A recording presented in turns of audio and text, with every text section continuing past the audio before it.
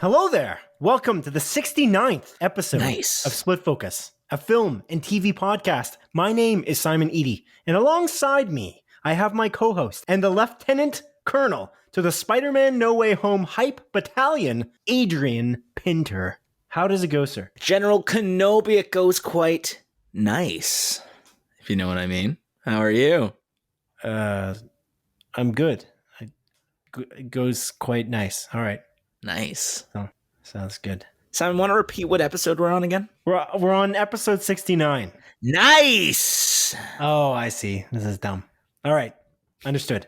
Excellent. You're just calling it done right off the bat? We made it this far, baby.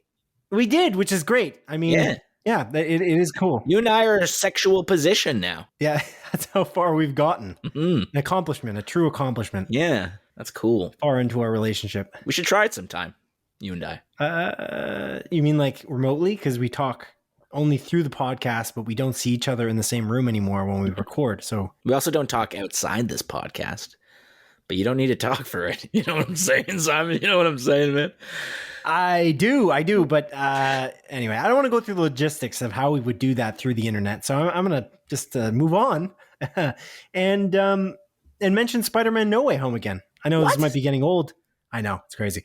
Hopefully it's not getting old to some audience members. It is quite exciting. I mean, what's going to go on in this new Spider-Man, the third Spider-Man movie with Tom Holland, directed by John Watts. Yeah, what's going to happen? I wonder. The reason why I'm bringing it up again is because Charlie Cox, actor Charlie Cox, who's the Daredevil, aka Matthew Murdock actor in the Netflix series Daredevil, he was in an interview with The Hollywood Reporter apparently, and he gave a little bit of a statement as to his hopes and dreams, or to, I don't know, I guess to quell the hopes and dreams of audience members who might be excited to see him return as Matthew Murdock. And this is what he said. Are you ready, Adrian?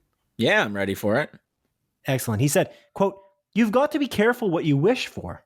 You come back and it's not as good, or it doesn't quite work, or too much time has passed. It doesn't quite come together in the same way. You don't want to taint what you've already got. If we never come back, you've got these 3 great seasons, and our 3rd season was our best reviewed, so the trajectory was up. I am tremendously proud and grateful for what we have," unquote. That's a nice statement, Simon. It's a nice statement. He said more, and I don't want to quote the whole thing, but I just find that this interview, he was very much, if he's playing coy, and he is in Spider-Man No Way Home, as many fans believe out there, they believe that he is in that one scene in the interrogation room where he slams down those books. Right. That's been debunked, by the way, because if you see the trailer in IMAX, it's a different actor entirely. Oh. Yeah. That's weird. Yeah. I didn't notice it because I just watched a movie in IMAX and that trailer was there. That's interesting. Mm-hmm. So that's not even, it's not happening. Matthew Murdock is not in this movie, even though he was rumored. He might be. I don't think so. But yeah, I don't know. I want to believe. That's probably a detective. That actually makes more sense because he's slamming the books down anyway. Yeah. Maybe he comes in after that scene. He's like, "Hey, this guy, he's mine. This Spider-Man, he's my guy. Stop slamming those books. That's my thing. I did that in the 3 seasons of my TV series," he's going to say. Yeah, he just argues it and breaks the 4th wall like Deadpool. No. The crazy thing, though, is, again, before that trailer moment where there's a guy in an interrogation room in front of Tom Holland and he slams books down on a desk, that was a rumor that already existed. Like Matthew Murdock, a.k.a. Daredevil, played by Charlie Cox, was in this movie. I don't remember why that was. I don't know if you remember, Adrian, but that was a rumor already. Yeah, it was probably like a We Got This Covered or something that like wrote it, and then it just went awry. But I think the big thing that was pointing towards like Charlie Cox being in Spider-Man No Way Home is that Karen Page, Deborah Ann Woll, right? She was seen with Kirsten Dunst, Mary Jane Watson, Kirsten Dunst, like walking near the set of Spider-Man No Way Home. So that was really when the rumors started flourishing more and more. Like, oh, Tobey Maguire is probably in this if Kirsten Dunst is in this, and if Deborah Ann Woll is near her or with her, like then maybe Charlie Cox is in this. Cox. So yeah, I don't know. That would be really nice. I would like to have them in there. So I'm gonna make my first wish out of the 69 wishes I'm gonna make today, Simon, because we're on episode 60. Nice. Is that Charlie Cox be in Spider-Man No Way Home? Will I make 69 wishes this episode? Probably not. I'm probably going to forget about this bit very soon, but yeah, like in the next 5 minutes. Yeah, definitely. That's my guess. Yeah. But it's interesting actually, because I just thought back for a moment about how MJ in Spider-Man, the Marvel Sony Spider-Man universe with Tom Holland, is Zendaya, which is interesting because people were like, oh, how is that MJ? Like her iconic feature is the red hair. Yeah. So it's fascinating actually, because it's an alternate universe. If they can pull in Kirsten Dunst, it kind of makes more sense because it's an alternate universe type Spider-Man. Yeah. It's kind of interesting. Because I always kind of thought that they might actually just introduce Mary Jane Watson later on as like a different character. Yeah. That's what my impression was. But now I'm thinking no, because of the way they're doing the multiverse. Because like Zendaya's name isn't Mary Jane Watson. Like I forget what her name was. It's something different. And then like her nickname is just MJ. She's like, oh, people call me MJ. Like that was the reveal at the end of Homecoming. Yeah, right. So I just think that they won't have a Mary Jane Watson. I mean, they might, but it seems more unlikely just because of the way they're diving like headfirst into the multiverse.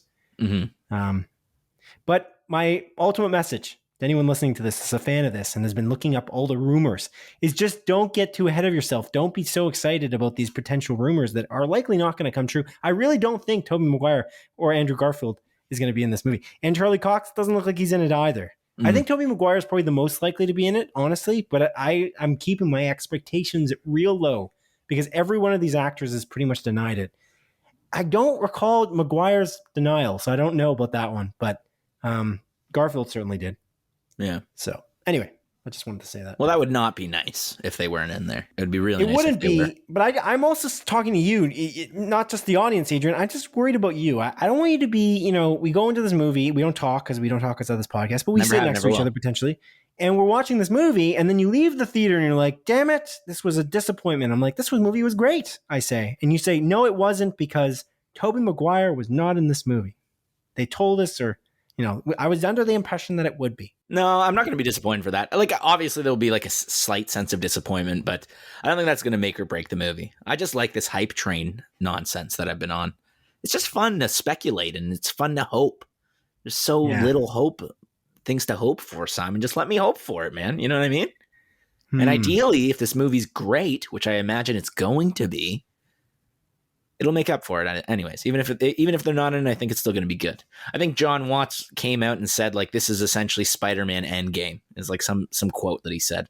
I read it online. I don't know from what source. I was scrolling through like Facebook or Twitter. But yeah. So I'm excited. I'm excited for this, Simon. Oh, shit, Empire. Spider-Man No Way Home is Spider-Man End Game, says director John Watts. Oh, that is why would you do that, though? It's a wild statement.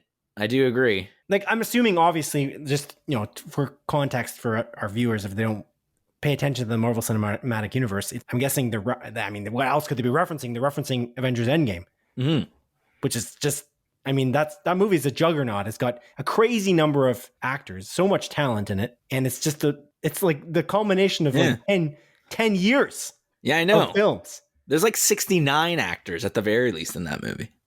Oh, that was good. Nice. Nice. Oh man, that was my response. I was supposed to say nice. Yeah. I'm missing the cues. I apologize. It's okay, man. You'll get it. We got a whole episode to perfect it. You know what's not nice, Adrian? No, I don't know what's not nice. And this isn't really a joke. It's not nice at all. The situation with Alec Baldwin on Rust. Oof. Yeah. What an awful segue. I'm sorry. I don't mean to be laughing. People died. Or a person died. Yeah, that's why I was saying it wasn't joking. I was trying to preface it with, yeah. Yeah. So that's a crazy situation. Like, yeah, that's awful. The cinematographer's name is Helena Hutchins, and I guess she was like up and coming, and people really appreciate her work, and it's just a crazy situation though. Like, I don't understand how, if you're not aware of what happened, there was somehow a live round in a prop gun, and prop guns are not prop guns. Prop guns, apparently, which I don't think I fully understood. Prop guns are actually just guns. Mm-hmm. They're just regular guns. And they are kind of modified to make sure that they aren't dangerous. And, prop masters and armorers have to make sure that they aren't dangerous before they're handed to an actor for a scene. But Alec Baldwin was handed a gun with a live round in it, and he was firing. I'm not sure why he was firing toward the camera, but I'm sure there was a shot that required that. Who knows? And it went through the cinematographer and hit the director, which is just crazy. Mm-hmm.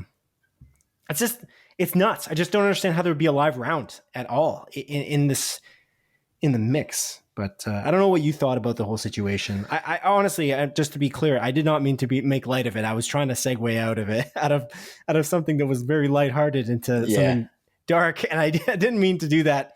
Just to be clear. But anyway, Adrian, I don't know what you think about the situation, but that's pretty nuts. Yeah, it's horrific, man. Like it sucks for all parties involved. Obviously, like a life was lost way too early, which sucks. And I'm sure that there's a level of guilt on Alec Baldwin for him pulling the trigger when it shouldn't have had a bullet. But at the end of the day, he did it, and that guy's got to live with that. And I don't know. It's a totally awful situation, and it's very unfortunate. And I don't know. It's very sad. It's very sad. It reminds me because a similar thing happened on the set of The Crow, right? Like that was like one of those big movies. That's exactly. That was the last time it happened. Oh. That was the last time. Well, that happened in such a big, high profile way, and he died, like Brandon Lee. Yeah. It's very unfortunate, and I mean, hopefully this will make change, and hopefully something like this will never happen again. I hope they figure out what went wrong and how this even happened so they can avoid it from ever happening again and all of that sort of stuff. But yeah, I don't have much to add to this. Again, it's just an awful situation. I hope everyone is okay. And I believe the director was also injured on that set, not killed. I think they're in the hospital. So I hope they have a speedy recovery and everything like that. And, I hope think everyone he was discharged. I think. Oh, he's okay? I think so. Okay. Well, that's good. So I don't know. It must have been a very traumatic experience for everyone on set. So I'd imagine. Yeah. The crazy thing is apparently, I don't know how many people were leaving set or whatever, but there was like I don't know, not unsafe work conditions, but people had left the set like a few hours before that day because they were upset about their working conditions. Oh. So that could have had something to do with it, in that there was less crew to tend to things like this. It was, I don't know, they had to drive like hours away because they weren't put up in hotels to do these shoots for this movie when they were on location. So I think a lot of the crew was kind of like fed up and they had quit. That's the thing floating around anyways, that people had resigned. Damn. But yeah, there's interestingly on the set of The Rookie, ABC's The Rookie starring Nathan Fillion, I think it was the showrunner basically said, we're shutting this down. We're not doing any more real guns. Yeah. Like we're not firing guns anymore. We're just basically going to do muzzle flashes through post-production, which I find interesting. Because they did a mixture in that show. The Rookie's like a cop show, if you're not aware. Yeah, I'm aware of that. And so that's kind of an interesting thing. I wonder who else might do this? Like what other productions might just transition? And I think The Boys showrunner, Eric Kripke, also said a similar thing, that he's going to just not allow no more guns with blanks on set as well. I read that too. So I kind of wonder though, whether you could just, I feel like a company could just come along. Adrian, maybe this is our next Dragon's Den pitch, but Shark Tank in the US. Yeah. Dragon's Den's the version of Shark Tank. I guess that's Canadian. Dragon's Den's Canadian? Dragon's Den's Canadian, yeah. I think it was initially the UK, but I thought it was vice versa. What? No, Dragon's Den's definitely Canadian. Oh, okay. You thought Shark Tank was Canadian? I thought it was the other way around. I don't remember exactly. Mark Cuban's on. Kevin O'Leary. Isn't Kevin O'Leary on Shark Tank? Kevin O'Leary is Canadian. Yeah, but he's on Shark Tank. And Robert, I can't remember how to pronounce his name. Robert and Kevin are both Canadian. They came from Dragon's Den, this TV series in Canada. Oh. And they wanted to make more money. So they came over when executive producer Mark Burnett invited them to come to the US version of Dragon's Den called Shark Tank. And Shark Tank became huge in the States because it's a really good idea, but the Canadian market is not as big as the American one. So then I guess they sold the idea of the show to some people like Mark Cuban, who is obviously huge over there as well, and he's a pretty big personality. And so they got him on the show as well, and many other billionaire, millionaire individuals. That's kind of the way it works. But Kevin O'Leary and Robert Herjavec, I believe is the way you pronounce his last name. Or I can't remember how to pronounce his name. He's like a Croatian dude, isn't he? Or Bosnian? He is Croatian. Yeah. I feel like I should know because you're Croatian. Part of my family is Croatian. But anyway, yeah, that's the story. Why were we talking about Shark Tank? Dude, I have no idea how we segued to this. Oh, right. I was telling you that there's an idea. My idea for a company, and I can't believe this doesn't exist. And my disbelief earlier was that they're still using real guns and they're just modified. Why don't they just make prop guns that just look exactly like guns and feel exactly like guns, but they don't fire blanks. They fire a different type of thing out of the chamber. Like why does that not exist? It's just shocking. I imagine they might be guns essentially just different. I think the main point of like using those guns is so you don't have to do like virtual effects to make it seem like a bullet's being shot out, or like, the muzzle flashes. They want it a little bit more realistic. But there must be another way to create that kind of combustion without firing a blank, potentially. Like, you can't put a live round in it. That's what I'm saying. Like, is there a way to create a gun? You can't put a live round. Yeah, they're right. The Rookie, that's what they were saying. They're going to use BB guns, and then that's what they used anyways. They were using BB guns half the time, but they were also using guns with blanks the other half. And it's like, but why not just have a gun company that creates prop guns? Because there's this industry, maybe I'm crazy, but it just seems like there's 1,000,005 shows coming out every year now. Like, these streaming services are on the hunt to create the best content ever. And like, Sopranos is probably coming back for a prequel. We're going to talk about that a little bit later, So this is crazy. So like every show that ever existed already before is kind of coming back, like Dexter as an example. And then you have all these other new things. It's not like they're just remaking old stuff. They've got like tons of new ideas and tons of new streaming services. Like Apple TV Plus didn't exist 3 years ago. And they've got tons of shows coming out which have really high quality special effects and are great ideas. Anyways, I digress. That's what we should take to Shark Tank, this gun company. That's a good idea. It seems a little bit ridiculous to think that somebody hasn't already tried to make prop guns like this that are safer. Maybe they exist and they're too expensive. Maybe they tried to do this and it never worked out. Yeah. But also, we just told the world, or the 5 people in New Zealand that are listening to this podcast. Yeah. Sorry, did I say 5? I mean 500. Did I say 5? I'm sorry. 500 people in New Zealand that are listening to this podcast, because we're the second most popular podcast in New Zealand, Adrian. I don't know if you knew that. I know about that. I'm like fully aware of that. I feel like you could have corrected me with a number change, but 69. We're gonna move on. Most popular podcast in New Zealand. No, why would you drop our number? You say 6,900. Come on, 6,900 people. 69 people were listening. Don't drop our ranking. Okay, this is awful. This is awful. Yeah, you're like workshopping jokes. Yeah, on air. It is awful. Yeah. Okay, nice. Adrian. I made 2 mistakes last week on our episode 68. We did. Yeah. No, I did. I made these mistakes. Together. Anyways, the mistakes were this. Very simply, HBO Max definitely has exclusives. I don't know why I said differently. I don't know what I was thinking. I said this, and you argued with me on last week's episode 68. You can go check, audience. He argued with me that HBO Max definitely has exclusives that are not just on HBO, the channel. You got HBO Max exclusives like Raised by Wolves, which is an HBO Max exclusive. Yeah. Peacemaker apparently looks to be a HBO Max exclusive. It will not be on HBO standard, So I don't think we both made that mistake, Adrian, because you were arguing against me. So I believe I made that mistake, and I'm sorry. We did. Yeah. I'm sorry for that. My mistakes are your mistakes. Your mistakes are my mistakes. Even if I argue with my own mistake, it was still our mistake. Yeah, you've been saying that for the last 5 episodes, and I still don't agree. Logic adds up. I don't agree. Anyways, second thing I made a mistake on, really simply, we talked about William Shatner. Willie Shatner. He was going to space. And I called the rocket... Willie Shatz. Sure. I argued that the rocket fuel they used to go to space definitely couldn't be environmental. I meant environmentally friendly, obviously. But in the essence of transparency, because we want to be as accurate as possible in Split Focus, a film and TV podcast. Yeah. And that's why we ask our audience to write into us at splitfocuspodcast@gmail.com if we do make mistakes like this. But obviously, rocket fuel is in some element environmental. I meant it's environmentally unfriendly. It's environmentally unfriendly. Anyway, that's all.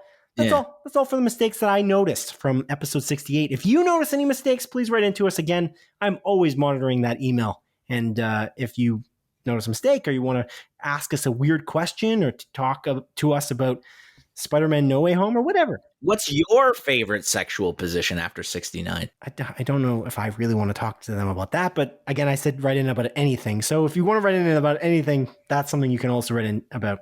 You heard it here first from Adrian Pinter. Anyway, Nice. Good.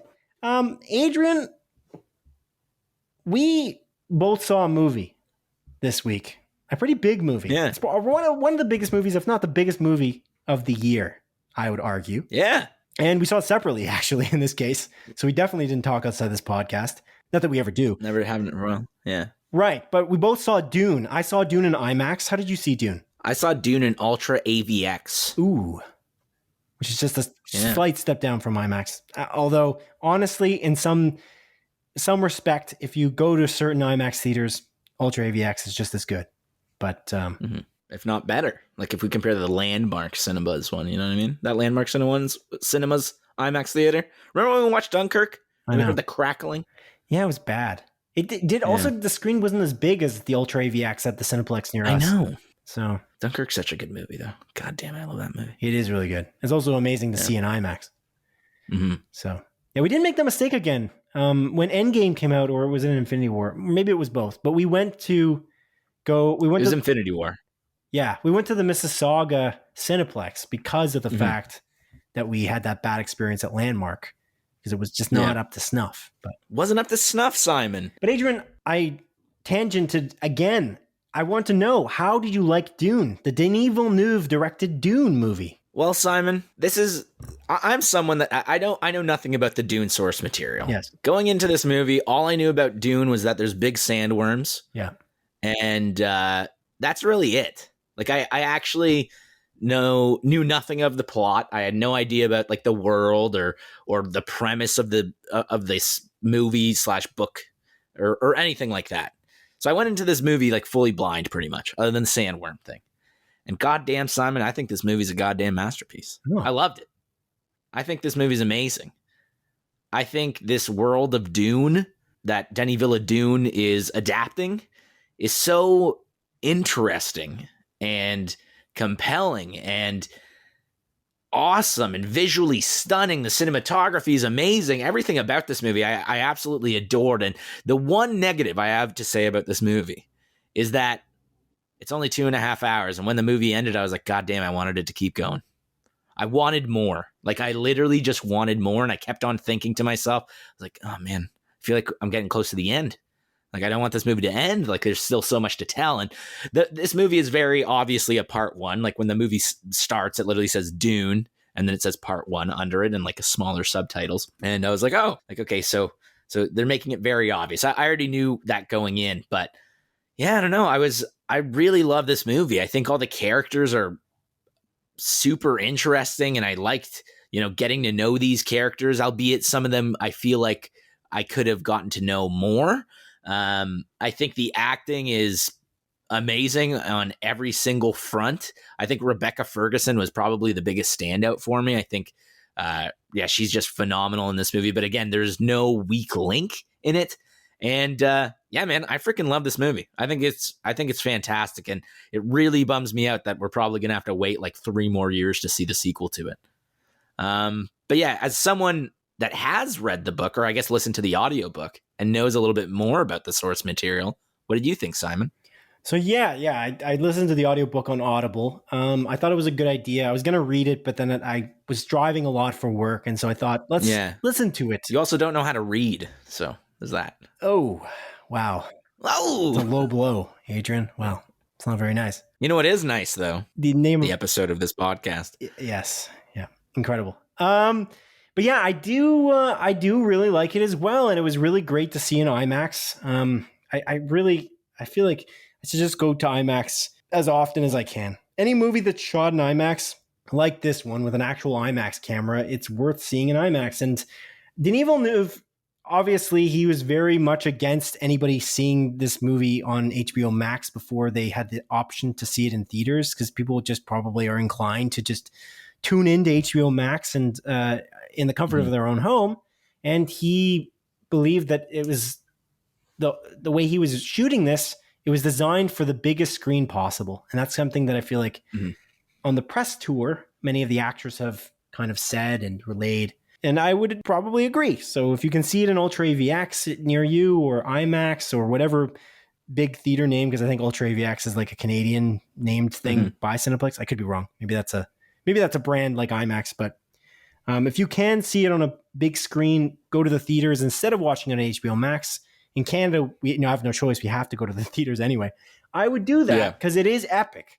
It is definitely epic. It doesn't help as well that like Warner Brothers released it on HBO Max a day early as well. It's like it's kind of a spit in the face to Denis Villeneuve. Sorry, Denis Villeneuve.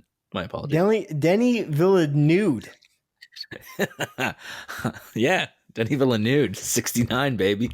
Nice. Oh, wow. You are making quite a few references to this. I appreciate Of course, if it's 69 references, despite your short memory, you can do that. You can do that and you won't forget the bit as we go on through the episode. No. It's good. It's good. It's good stuff. All right. But yeah, that's crazy. The fact that on HBO Max, they decided to post it one day early at 6 p.m., which is even crazier because I don't know if it even launched anywhere. Like in Canada here, where we're living in Ontario, the earliest showtime that I saw was 7. So it's like it was, I believe, a slap in the face in a way, because it's like, oh yeah, you don't want it to be on streaming first or at the same time. We're gonna do it an hour early. Yeah, it's dickish. It's a dick move, man. Yeah, I don't know. Warner Brothers. I'm kind of glad that Nolan ditched them, but I do want. Me too. I agree. It's interesting. I want them to make this obviously into part 2. They need a part 2. It's not completed, obviously. If you don't know that, going into this, please be aware this movie does not conclude. Like, it has no ending because it's obviously part 1 of 2. So you'd have to expect to go back in probably 3 years, as you said. And the crazy thing about it being 3 years is the likelihood of that happening is likely going to be the case, just because of the fact that he hasn't started shooting this yet.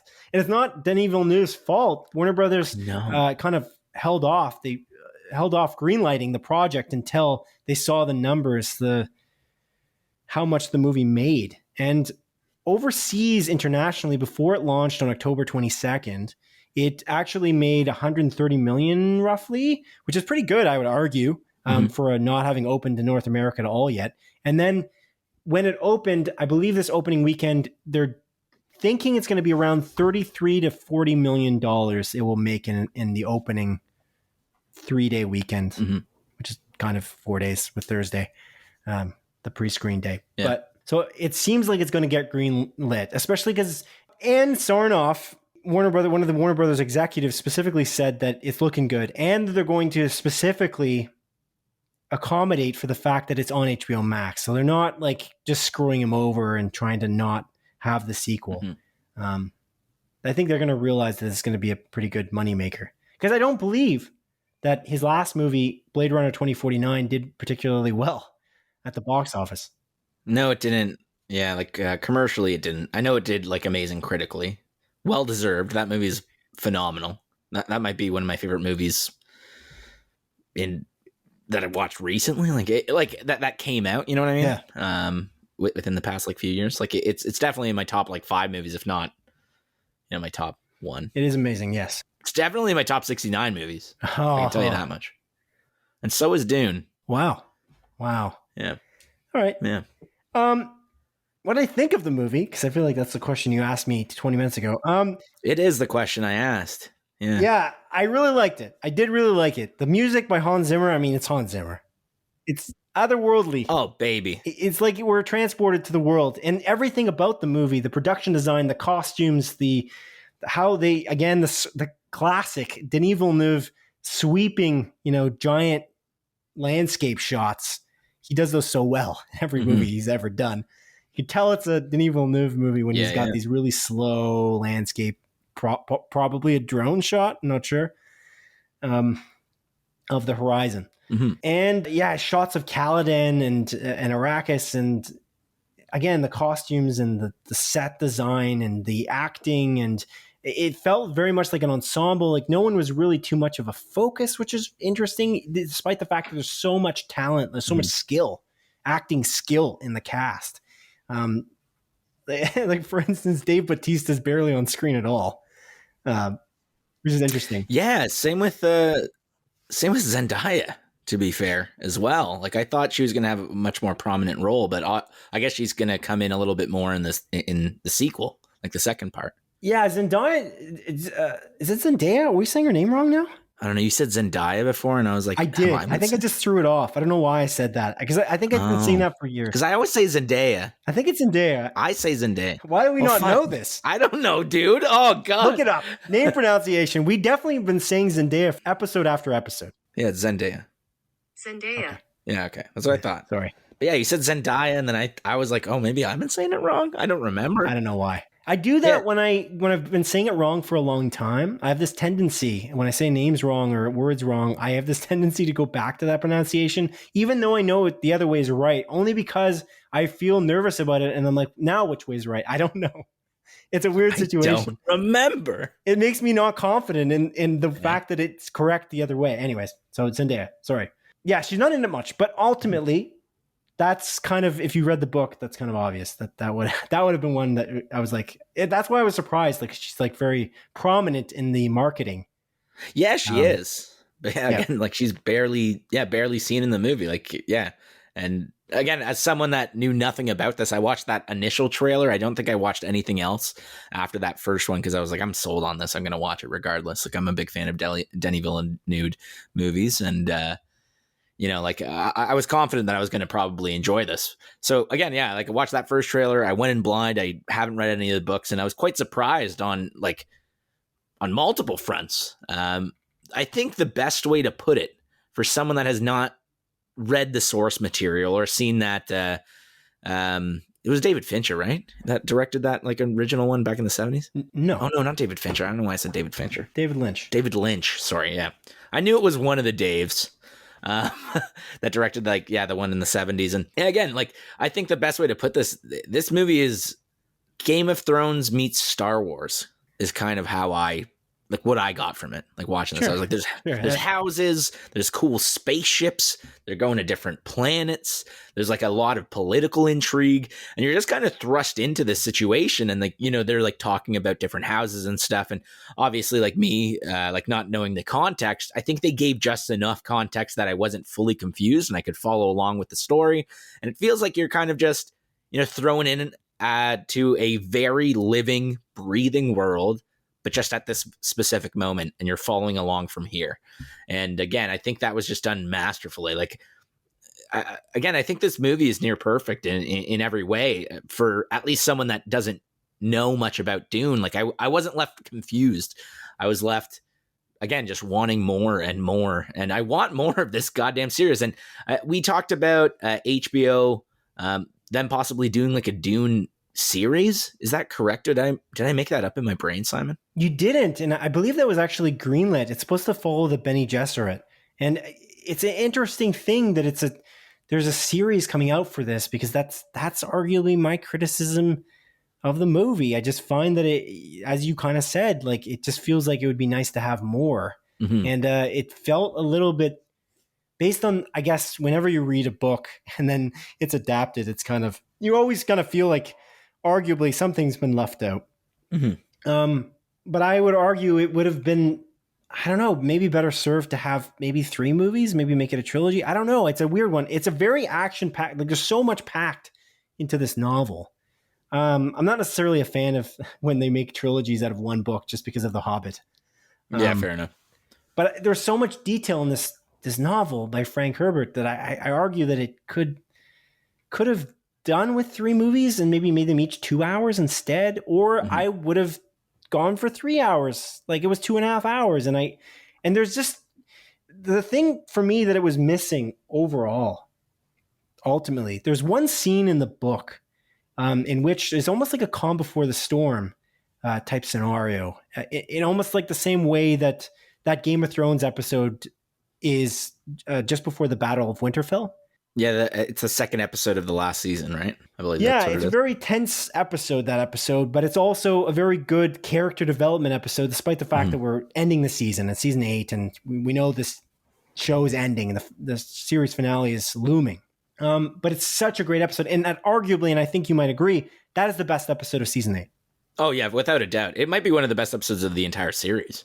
Like, it's one of my favorites for sure. I think so fondly of that episode of Game of Thrones. Yeah. And so the scene that's missing in Dune is there's this dinner party banquet type scene. There's a lot of tension at this scene during the scene, but Gurney Halleck, played by Josh Brolin in this particular iteration with Denis Villeneuve's Dune, he actually plays the balisette, like he plays an instrument.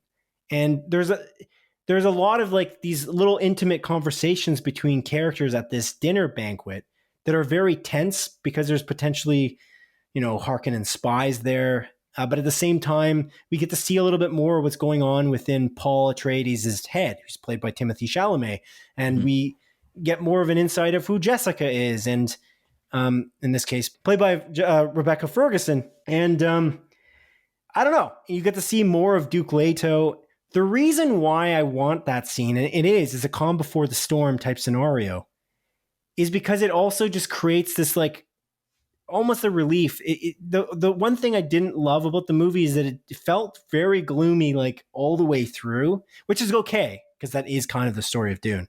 But that particular scene in the book for me, I don't know, it cemented this kind of character development. I was really feeling these characters in this scene, and I really understood kind of where their heads were at. And I thought that maybe things might be okay for the House Atreides. And it's if you don't know the story of Dune, just briefly, I'm going to not spoil anything. I'm just going to give you the beginning premise. Is House Atreides is given stewardship of this planet called Arrakis that has a specific spice. Think of it as like oil. And they are basically given stewardship of this planet, and they have to mine this spice so that they can fuel the spaceships of the Empire, essentially. It's a really, really important spice. Initially, though, House Harkonnen was supposed to be on this planet, but they were kicked off for some reason. And Atreides, which is also a very powerful house, was told to be a steward of this planet instead.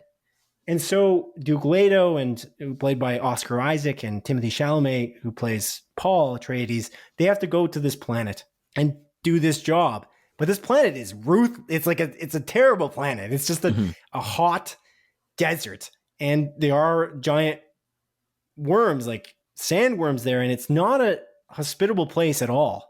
But being House Atreides, they take this, this honor, and they go to do this. And it's, again, all that intrigue, and there's a lot of tension because this is a very valuable planet, despite the fact that it's inhospitable.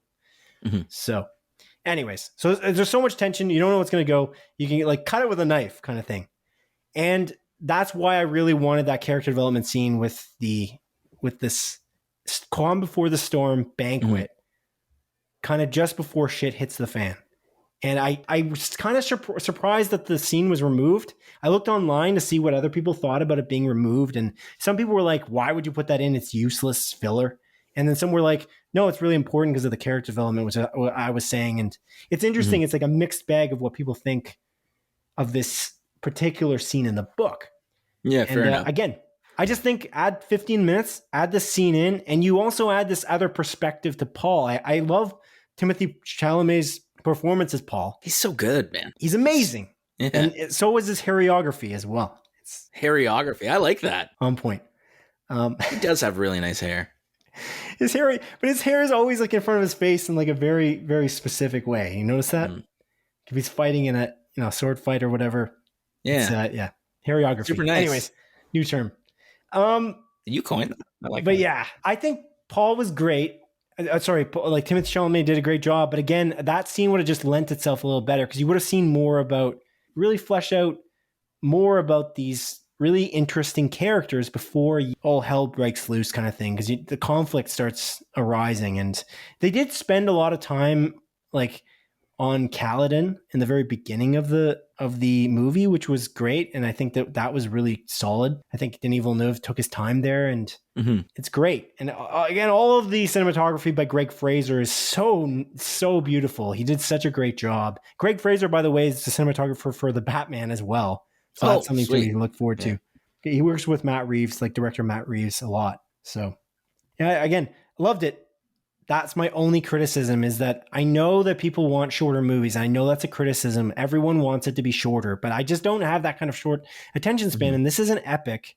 And I want to kind of just solidify the motivations of these main characters like Paul Atreides just a little bit more by developing their characters a little bit more, by having these conversations between these really cool characters. Like Duncan Idaho, Jason Momoa, I think did an amazing job. I loved Gurney Halleck, played by Josh Brolin. I just, it's weird. I watched this movie and I'm like, wow, this is how I picture these characters. You never really solidify, I feel like, what you picture characters are when you're reading a book or listening to an audiobook. But as you watch a movie that's aptly made, that's done very competently, they kind of solidify this concept, and you kind of see those people the next time you read the book or if you read a sequel or whatever. And it kind of happened with like Hermione Granger with Emma Watson, or like even Daniel Radcliffe with Harry Potter. You know what I mean? I don't know. Did you read Harry Potter? I don't remember. I read Philosopher's Stone. Okay. That's about it. After or before you watched the movies? It was after, definitely after. I was in like high school when I read that first one. I read it with like my ex-girlfriend, like my high school girlfriend.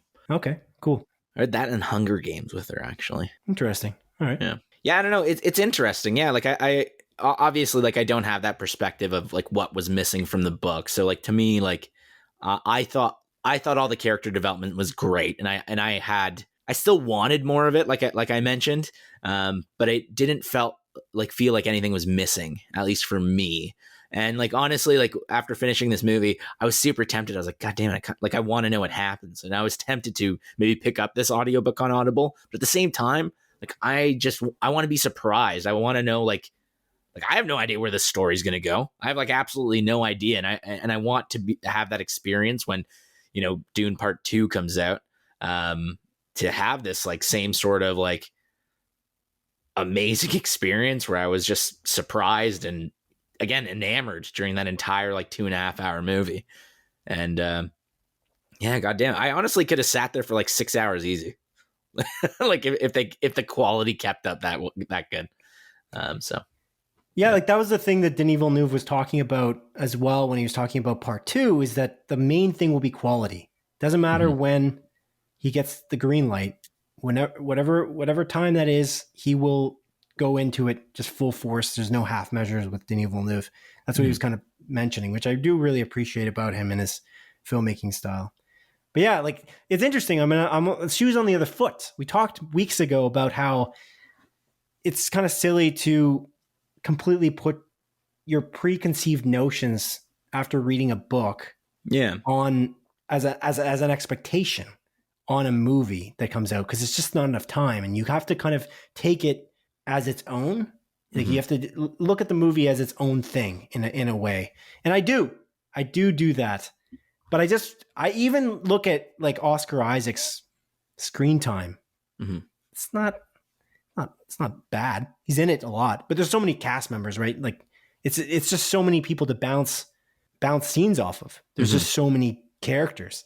So it's just one of those things. I wish it was a TV series, and I think you do too, honestly. Yeah, I definitely do, because I just want more of this. If I could have watched this like week to week, maybe like, you know, like maybe like a six episode or 8 episode miniseries, because I can definitely see where you could have expanded on more things in this movie, and, you know, maybe given a little bit more exposition. But yeah, I love it though. Just to be clear, me too. It's a brilliant movie. Yeah, it's my favorite movie of the year for sure. Yeah, it's a brilliant adaptation. It's just that one scene. It's the only scene. And obviously they removed other scenes. There's so many other scenes they removed. And I think he chose really great content to put in this movie. He only had 2.5 hours. Like, what are you going to do? And he really did hit the nail on the head. But that's the one, I think, that if I were making this movie and I was Denis Villeneuve, I'd be like, that scene, it stood out to me. Honestly, the funny thing is that I was waiting for that scene before the movie started. That moment is so ingrained in my brain because of how well it was done in the book that I couldn't forget it. And it just, I don't know, it resonated with me in such a big way that when it was missing, I was like, oh. I was like looking forward to it. So that's your worry with me with No Way Home or Spider-Man, Doctor Strange one. Well, I think you're legitimately not going to like the movie. I love this movie. Yeah. I do love it. I don't, it's the only thing that kind of got me because everything else was like, I could take it or leave it. Well, not everything. There's things you have to put in this literally. Otherwise it wouldn't be Dune anymore. But that particular moment, that banquet to me was crucial. I'm curious if there's anyone else listening to this podcast that has any take on that. I'm curious. Write into us. Just don't be too spoiler heavy because we just can't read it if it's too spoiler heavy. Yeah. That's actually the only thing. If you write into us at splitfocuspodcast@gmail.com about anything, the only thing we will not specifically relay on this podcast would be spoilers. That is the only thing that we definitely will not do. Unless we're doing in a closer look episode, which is like a bonus series of our Split Focus of Film and TV podcast. We're not going to spoil anything unless it's like something that aired years ago. Yeah. So we're very careful about that. We try to only talk about things that like literally were shown in the trailer. If it was shown in the trailer, it was fair game. Otherwise, we're probably not going to say too much in detail. With the talk of spoilers, just briefly, Adrian, I just want to tell you, not Dune related at all. Be careful about Eternals. I don't know if you know this already, but they spoiled the end credit scene. What? Yeah, it's all over the internet. So just be careful on Instagram, be careful on whatever, TikTok, whatever you kids are into these days, all right? Because it's bad. There's an end credit scene leak, and it's everywhere, and my girlfriend knows what the end credit scene is. And I try to look up. I just try to look up how it got leaked because I've been very frustrated with Disney lately. I just feel like they're not doing a good job with this. They're just not. They're leaking their own. They're literally spoiling their own TV shows like Loki. Yeah, like after like 2 days of it airing or whatever. Yeah, one day sometimes the day after they'll show scenes from the series. In terms of 2 days, I think it was Shang-Chi and the Legend of the Ten Rings. They showed a crucial scene in a clip on Facebook, and I was like shocked. I was like literally shocked. I'm like, this is your own movie. Like, stop spoiling your movie. Stop spoiling your TV series. Like, what if I didn't have the chance to go on Disney Plus and watch Loki yet? Yeah. Or Captain Falcon and the Winter Man. Like, I don't understand. It doesn't make sense. And Kenneth Stadlbauer wrote into me, like he was just messaging me on Facebook, actually. And he specifically mentioned that Encanto, the Disney movie, was spoiled from the trailer. Yeah, he told me, he specifically messaged me as well. He's like, don't watch the latest Encanto trailer because it tells the entire like plot of the movie. I was like, just idiotic. I was like, one of the things I liked about that trailer is I have no freaking clue what this movie's about. The first trailer, you mean? Encanto. I'm saying you watched the first trailer, or you didn't watch the trailer that he talked about? No, I didn't watch the trailer that he talked about. Yeah, I know. It's crazy. So just be careful about Eternals. And that's for everybody out there. Like, well, thanks for the warning, man. I had no idea that like spoilers were already out for that movie. It's in 2 weeks. We got to wait 2 freaking weeks. It's bullshit. I know. You got to like dodge bullets for 2 weeks. It's tough with social media. Like, I don't know why people find it useful to spoil things on the internet, though. People are just dicks, man. The one thing I was so grateful for is like, I know, sorry, Ken, in advance, we're talking about video games real quick, but The Last of Us Part 2, like that game, like a lot of story elements leaked like months before the launch. And I remember I literally just went on like a social media hiatus. Like I like blocked words all on my Twitter. I barely opened Twitter. I think I deleted the app actually at one point because I was like, it's too close. I can't risk it.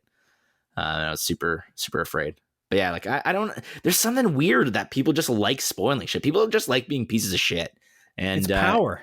Yeah. I think it's the same reason people don't like wearing masks though. You know what I mean? Like if it's mandated, I mean, like in a certain area, like obviously people don't like wearing masks at all. Like it sucks to wear masks. And I'm not going into work being like, hell yeah, I can't wait to cover half my face with this piece of shit fabric. Right, exactly. But I feel like when it's mandated in a region like in Ontario, it has been.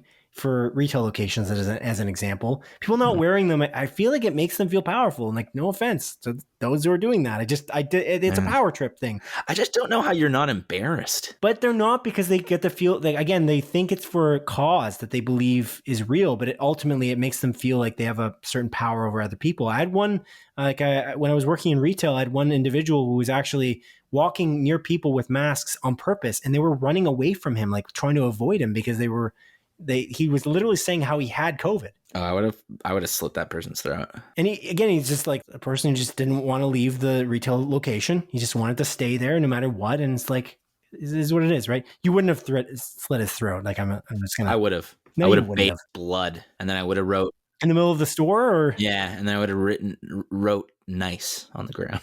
Oh wow! You got to bring it back, reel it back, bringing it back, baby. That was quite the tangent. It was, but the point is, be careful about spoilers for Eternal. Thanks. It is crucial if you care about that, and also try not to spoil it for other people. That's one of those weird things. That's why I'm saying that Disney doesn't have it going on with that right now. Because when you look at Sony, they launched that Venom sequel, Venom Let There Be Carnage, and Tom Hardy, I think it was, posted on Instagram, maybe even Twitter. He wrote, "No spoilers, please. Like, be careful." And it's like the movie hadn't come out yet, and there's barely anything to spoil in that movie.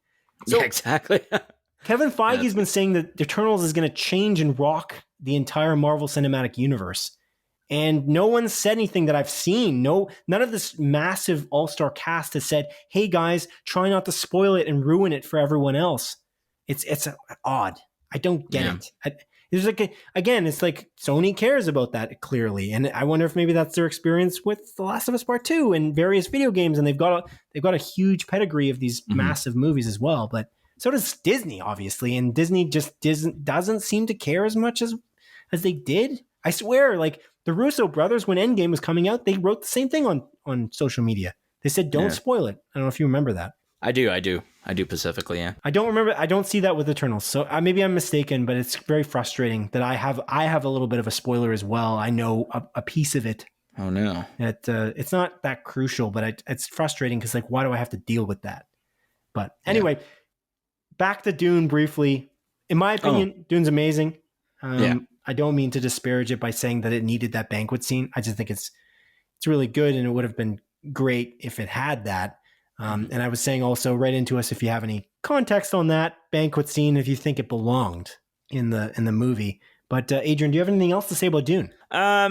Not really. I mean, the one thing I do want to add, it's not necessarily a plot point. I think like just the world itself is super cool, like those spaceships and like, them traveling to different planets and all of that. I think the designs are amazing, and like the weapons they use are super cool. I love the idea that they have this weird like force field armor that can only be penetrated by like almost like slow movement going through it.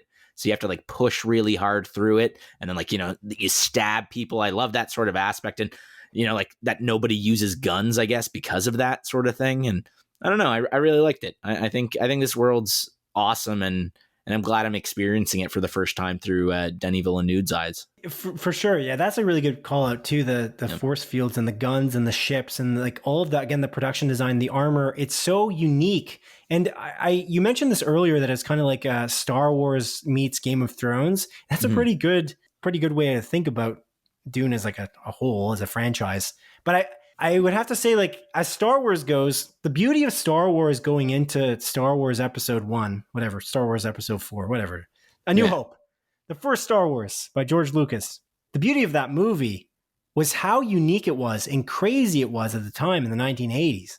It's just so unique, and it's there's nothing like it, nothing else like it. And you're thrown into this world and you're like, here, catch kind of thing. Like you don't really know what's going to happen. And because you just aren't familiar with anything, they're just going into everything kind of new. And the argument for why the prequels aren't as good is because they're kind of explaining everything.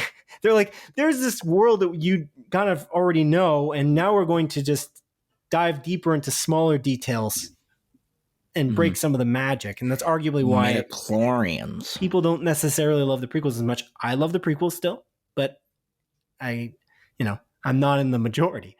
So that's kind of the beauty of this, is it's like that first episode, the very first in chronological history of the world order of Star Wars, first episode of Star Wars that was ever made, is that you're thrown into this world and everything, production design, the costumes are completely unique in a way that nothing has ever been like this. And so Dune kind of does a similar thing. It's got very unique costume design, very unique weapons, those force fields. I haven't really seen anything like that before, like the personal force field type thing with the fighting with those on. Again, it's lots of really cool stuff that Denis Villeneuve and his team pulled together. And Hans Zimmer's score, honestly, is pretty damn unique as well. It's really like interesting. He's never done anything quite like this. That drum beat type, you know what I'm talking about? Very like, I just think of Arrakis now, and I think of that. It's like a quick bongo drum in succession beat that he's got at the beginning of a lot of his tracks. It's just awesome. And again, very unique and otherworldly. Otherworldly indeed. So, Adrian, do you recommend this movie? Oh, 100%, man. I can't recommend it enough. Again, this is easily my favorite movie of the year. Oh, wow. Maybe cool. Yeah, like I absolutely adored it. I love everything Denis Villeneuve's ever done. I think Denis Villeneuve is one of the greatest directors of our generation. And I cannot wait for the sequel to this. I literally cannot wait. If I could time travel, I would. Cool. That's great. You, Simon, would you recommend this? Oh, 100%. I kind of want to watch it again, oddly. Me too. I was thinking about it all day. Oh, okay. Yeah. Yesterday I was thinking today. about it too. I was curious. Again, your perspective, because you haven't read the book, is really unique to me and very interesting. And so I'm glad I was able to talk to you about this on this podcast, because we got two divergent opinions because one of us has read it and one of us hasn't. So you got to almost like, you're a baby. I am a baby. The eyes of a babe watching this film. And I don't have that. I have this like, not a bitter view, but a little bit more of a experienced view because I've just read it. I've heard it, I guess. But it's cool. It's a neat perspective. But yeah, I'd be down to go see it again probably if you're down. Of course, we won't talk. Oh, dude, I'm so down. In the theater because we don't talk outside this podcast, but we could sit next to each other silently. Yeah. Okay. Maybe 69 in the theater. No, I'm not doing that. I'm just going to say that right now. Okay, fair enough. Yeah. Because I want to see Dune. I don't want to get thrown out. I want to actually see the full 2.5 hours. That's the main reason. That's fair. Totally understandable. Otherwise, you totally would. No comment. All right, Adrian. Have you watched anything else this week? But yes, Simon, I have watched other things this week. Oh. Yeah. How many? Thousands of things. But if we're talking about movies and TV shows. Nice. Yeah. Nice indeed. I should have said 69 things. What a missed opportunity. What a dumbass move on my part. I love how you just went with it after I said nice. You didn't even know why I was saying nice. Yeah. Come on. But yeah, I did watch quite a few things. One of those things, Simon, is a movie that's actually a video game movie called Werewolves Within. Yes, the adaptation of the VR Ubisoft game Werewolves Within, which is actually produced by Ubisoft as well. I saw it as well because it just hit Netflix, so we both coincidentally saw it. Yeah, no communication whatsoever. Of course, that would never happen. And outside this podcast, on this podcast, lots of communication. It's literally the whole thing, but outside, no. And it's pretty good. It pretty much, like, the premise of the movie is a guy that's like a police officer. He I guess like police ranger. What's the difference? He's like he works in like the the backwoods. He's working in the small towns that don't necessarily, they have got like one electrical line in, and if it it falls over or breaks because a lightning strike happens, then the town's out of power. Yeah, like I don't know, maybe more resourceful. Depends, I guess, on the ranger. But yeah, but yeah, like he moves to this small town full of like unique characters, and in this town, like murders start happening, and people are like, oh, like who's the murderer? It seems like there might be a werewolf or some shit, because like it's like this big creature that people think they're seeing, and that's like cutting things, or with their claws, like destroying generators and stuff. And they pretty much make this like premise into like almost like a classic whodunit, like a Knives Out or like a Agatha Christie novel sort of thing. And I think they succeed in doing that. I think this movie's quite fun. It's pretty interesting. It's quite funny. It's definitely it goes into like a more comedy aspect. You know, Sam Richardson's the main character, and he's an awesome actor. I think he's hilarious in most of the things he's in. And yeah, I don't know. I thought this movie was quite interesting. I think the cast of characters in it are all unique in their own way, although, you know, some of them are, you know, fairly like predictable, sort of, maybe not predictable is the right word, but, you know, like you've seen these sort of character outlines in other movies. They're not many of them are really well defined. Most of them stay fairly two-dimensional throughout the movie and stuff like that, other than Sam Richardson, realistically. And I don't know, like I didn't love this movie. I'll be honest with you. I really didn't love it, but I think it's an enjoyable watch and worth, I guess, the watch, especially if it's like free on Netflix for you. What did you think of this movie, Simon? I really liked it, and my girlfriend really liked it as well. We watched it together, and it's like an 85% on Rotten Tomatoes, so it seems like people like it generally, I guess. I don't know. Doesn't necessarily mean everything because you didn't love it. Yeah. But I enjoyed it quite a bit. Like, again, it's a horror comedy, and Sam Richardson's really good in everything I see him in. Like, since I've seen him in Veep, I think that he's just great. Everything I watch him in, he's to me the best part of the movie that we don't really like, Tomorrow War. I think he's my favorite part about it. Oh, easily. And he's really good in this too. And I like this idea. This is cool. Like, you're trying to guess who did it. Yeah. Is there werewolves within? We don't know. It's a question, and like it makes you think for sure whether there's a werewolf or not, and whether werewolves could be real, and is there a murderer loose? Yeah, killing people. We don't know anything. We're just confused. Like, what's happening? And you got a pretty good collection of people. Like, they all got these different occupations. You got a oil magnate in the crowd who's trying to like convince all these people to sell their land so they can get a big payout. But then at the same time, you've got an activist, scientist, biologist there as well, who obviously doesn't want that to happen. And that's why she's in town, in this small town in the middle of the woods. And then there's all these people that are just like, again, they obviously lived there their whole lives.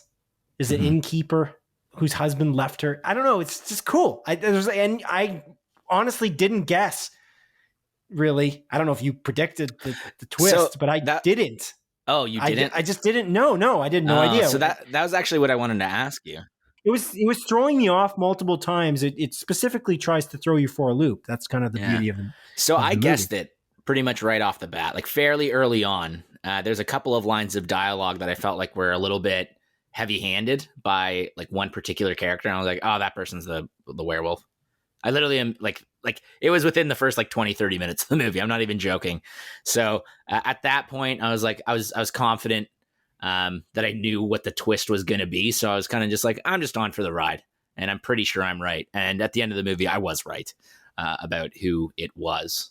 And again, like it was like little things that were, I almost felt like it was too obvious, but obviously, like if you didn't get it, then maybe it was just like they just did enough hints that maybe some people would and some people did. Did your girlfriend get it? Like, did she guess it? I don't believe so. No, yeah. I don't know. So I'm the smartest out of you three. We were watching the movie while we were eating, so maybe we just were missing that. But I think that they did a pretty bang up job, a pretty good job of building up all of the different characters to make it seem like they could be the culprit. You know what I mean? It's like obvious that there's some kind of bad person afoot, and you kind of you don't. I don't know.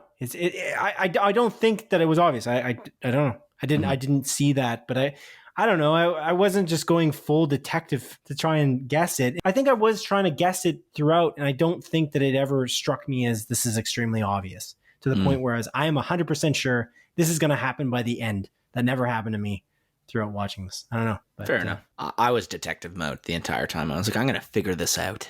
Well, I was going to figure it out because you do. Naturally, you would, because you're watching this movie. It's a whodunit. Any movie that's a whodunit, just like Knives Out as an example, or Murder on the Orient Express, you're trying to figure out who did it. But they did a good enough job to point multiple directions that I argued that. Yeah, fair enough. But I think you argued the opposite. So that's interesting. Yeah. I think there's just a couple lines of dialogue spoken by a specific character, and the way like specific shots were handled, I was like, oh yeah, I can see where they're setting it up. And again, I think that's both a testament to the movie, because obviously you didn't pick up on those things. So they were giving hints to the audience that weren't, I guess, totally obvious. Maybe I was just hyper focused on it. But yeah, I don't know. I think the movie itself is like quite good. Like I do like it. I don't think it's amazing. I think it's, you know, like it's a fun watch. Like it's pretty short as well. It's only like an hour and a half. Like, so it's a good bite-sized movie. There's quite a few like good laughs. Like I laughed out loud multiple times in the movie. Like some of the lines of dialogue were just ridiculous, and the way these eccentric characters interact with one another, I think was really well done. Like I don't think there's much negative to say about this movie. I just don't find it fantastic. To follow up, I guess, like, do you think this is the greatest video game movie of all time, Simon? Well, there's that Super Mario Brothers movie. It's absolutely incredible. It's amazing. Nothing as good as that. So clearly, I don't know. I feel like I'm going to go back on this, but I was thinking probably, yeah. I don't know. It's a weird one though, because this is not really a video game adaptation. Simon. It is. I don't know that this is. I know this is a VR game, but ultimately that VR game is based on the game Werewolf, which was like a tabletop, you know, whodunit type scenario where everyone gets a card and they guess who the werewolf is. So it kind of, I'm sure if I played the video game, I'd be like, this is nothing like the movie. Like there's no character similarities at all. And that's not really what the point is. Like they got the premise down. It's a weird one to call like the greatest video game movie adaptation of all time, though, just because of the fact that it's definitely based on Werewolf, the card game. Yeah, fair enough. So yes, if you're going to look at it raw, yes, this is a great, and then I'm sure in a week I'll be like, oh wait, there was that movie Sonic the Hedgehog that I loved. I didn't watch it, so I don't know. Pikachu was really good. I think you probably think the Detective Pikachu was the greatest video game movie adaptation. I do. You guessed it right, Simon. That is my favorite video game movie.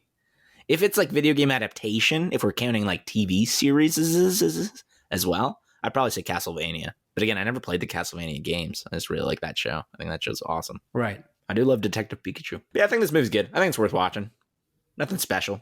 I don't think it's anything spectacular. I don't think you have to go run out and see it. But, you know, if you're bored and you want something that's kind of funny, you know, it's spooky season. It's Halloween season. You don't want to watch a fully like horror slasher movie, but you still want to watch something that, you know, kind of fits the theme. I think this is a good choice. Excellent. Yeah. Speaking of running out and seeing it, I've been watching C season 2.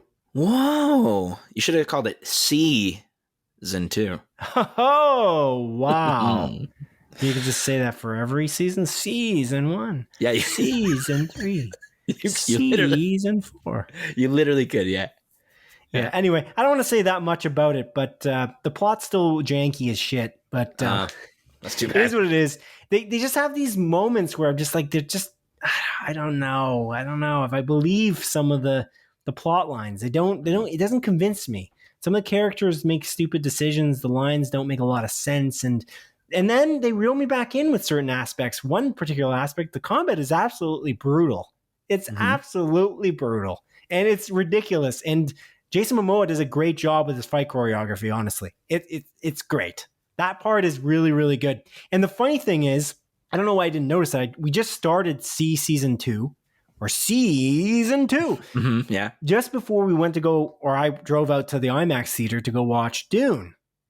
And it's Jason Momoa versus Dave Bautista. Oh, it is. They're also, good call. In Dune, they're pitted against each other in Dune. They're not pitted against each other, but they're on opposite houses, yeah. You know, they're opposite houses. And in this, they're opposing forces. That's the most interesting thing about that in season 2, because those are such big actors at this point, Jason Momoa and Dave Bautista, that they're definitely headliners. It's interesting to see them play off of each other. That's probably the most intriguing part so far about season 2. That's kind of what reeled me back in, because I wasn't completely sold from season 1. I do think that the production values are great. The cinematography is really good. It's just some of the writing doesn't make sense. Like, I don't know if I told you this, but they make a time jump, and it's like a very long time, but the characters look the same. Oh, yeah. I think you mentioned that when you were talking about the first season, maybe. Yeah. They barely look aged. But how would you? You're not going to spend that much money on CG like The Irishman. You're not going to age them up like Robert De Niro. It just doesn't make sense, or age them down, I guess. But in this case, it's very strange. It's jarring. And there's a couple of things like that. Even with the traveling between cities is kind of It's a little weird, the timing of the travel. It doesn't make a lot of sense, and it bothers me a little bit. But it's not bad to the point where I'm still watching it. So clearly it's hooked me in some way. The production values, just like every other Apple TV Plus show, are really good on this. But anyways, I digress. I was going to talk about this for 3 seconds. I've talked about it for 69 seconds. Oh, hey, wow. Nice. Oh, this guy's just making these references all podcast. All right, Adrian, what else did you watch this week? Anything else? Yes, Simon. So I finished Only Murders in the Building, season 1. Oh, nice. Yes. Me too. I did that as well. I didn't mention, but I watched episode 10. Oh, I only watched up till episode 8 because you mentioned that was the season finale. No, you didn't. No, I'm just kidding. I watched all 10 episodes, and this show's amazing. This show's awesome. I really love it. I talked a bit about it last week, and you've talked it to death, so I don't want to spend too much time on it. But again, the chemistry between Steve Martin, Martin Short, and Selena Gomez is amazing. I think they play off each other so well. I love the relationship between these 3 characters, and I love how this story kind of unfolds and how they all interact with one another and how new characters get folded in and how they all communicate. I think this show is very fantastic. And you mentioned that episode 7 is a standout in this season. And I agree with you. That episode's really awesome. They do something like wholly unique that I haven't really seen in a show before. And I really, really liked that episode and the way it kind of folds into the rest of the series. And you did mention if you watch episode 8, you'll understand why I would think that's a season finale. I disagree with you on that front. I'll be honest with you. I was like, this feels like there's more to be told. But yeah. Well, yes, that's why it's got 10 episodes. Yeah. A season 2 queued up. There's literally season 2 queued up. I know. I can't wait. Think about it though for a second. The same thing happened in as episode 10 that happened in episode 8. The same thing. Yeah. Actually, you make a good point. Yes, that's why I was saying I thought it was the last episode. Touche. Yeah. Look. It obviously could have been wrapped up better, obviously. But I always thought they were queuing up like a cliffhanger for season 2. That's what I thought they were doing. Obviously, it's not the end of the story. I didn't think, this is episode 8. This is got to be the end of the story. I thought, no, this is a queue up for season 2. They've wrapped up somewhat of the story, and they're going to move on and solve it in season 2. Anyway, that was not the case regardless. So yeah, I was wrong. I ate my humble pie last week. I corrected that. Okay. I was incorrect. What'd you say? We were wrong. Oh, I thought you were going to say you were wrong, but you went for the we were wrong again. That the whole bit you're playing where somehow my mistakes are your mistakes and your mistakes are my mistakes. But exactly. You're getting it, man. You're getting it now. I don't buy that shit. Anyway, did you watch anything else, or do you have anything else to say about Only Murders in the Building? No, not necessarily. Again, awesome mystery, really great show. Highly recommended. It's on not Apple TV, Disney Plus here in Canada on the Star portion of it, and I believe Hulu in the States. Yes. But I think I actually do want to add on something because I remember you mentioning how there's just a lot of Apple products in this show. Yeah. And I was picking up on that too. I was like, was this supposed to be an Apple TV Plus original? I do wonder. Yeah. The moment where Selena Gomez is on an iPad with an Apple Pencil, I was like, I don't understand how it isn't. That is very strange. I don't think even I've seen, I might have, but I don't recall an Apple TV Plus show in which somebody has an Apple Pencil with their iPad and drawing something. I don't remember. Maybe there is one, but I don't remember. Yeah, me neither. But anyways, awesome show. Highly recommended. 3 episodes ago, I mentioned that I was watching Sex Education Season 3. And that, I'll talk about it next week. And then I just forgot to talk about it entirely. I finished it, Sex Education Season 3. I finished it literally 2-3 weeks ago. Great show. I really love it. It's a Netflix original show. It's essentially it takes place in the UK, follows a bunch of high school students. The main character, his name's Otis, and his mother is like a sexual therapist. She's big into talking about sex and practicing safe sex and informing children and not children, I guess teens and stuff about that sort of thing, and writes books about it, and again gives therapy to couples and stuff like that, or people that are looking to expand on their sexual knowledge. And the premise of the show is, Otis, her son, decides to start a sex clinic at his high school and give advice to people that are uncomfortable or looking to, like have sex with people and how to practice sex, or, talk about like, oh, like I can't get hard when I'm like with my girlfriend and stuff. And, he like walks them through things like that. And it's a very, very awesome show. I really like it. It's quite funny. It's quite heartfelt. There's a very, diverse cast of characters, not only in terms of like race, but like sexual orientation and things like that. And it honestly taught me quite a bit about a lot of different things, including like just things like, how families act in specific countries, or their religion and how it affects like how they act sexually and things like that. And again, it's a really great show. I think it's really funny, and it's definitely worth the watch. And yeah, season 3 just continues where season 2 left off. And, there's that typical like sort of teen drama, but it's a lot more interesting than like a Riverdale as an example. And it seems a little bit more realistic. And these characters are, like swearing and just, acting way more teen-like and more accurate to like how a kid really would act, as opposed to like, Riverdale, where it's like people are just like killing each other for whatever reason, and there's murders going on and that like super hyped up drama and stuff like that. And yeah, I don't know. And witches. Yeah. What the fuck? They're bringing in a witch to that Riverdale show. Sabrina, the teenage witch. Yeah. Anyways, I never watched Riverdale. I just see like those cringe compilations, which are so funny. You ever watch any of those cringe compilations about Riverdale on YouTube? I have not. Oh man, they're hilarious. I like see some of them. The big one is like, this guy. He's like on like a football field or something like that, and he's like, I dropped out of school when I was like 7 or 12 or whatever to run drugs to get money for my like sick grandmother. And then like the one character is like, well, that just means that you never experienced the highs and lows of college football or high school football or some shit like that. And it's like, someone wrote this. It's like, what? Wow. Yeah, it's brutal. I'm sure you could find it online. But yeah, Sex Education, I highly recommend it. It got renewed for season 4, so I'm very excited for that. And yeah, it's really great.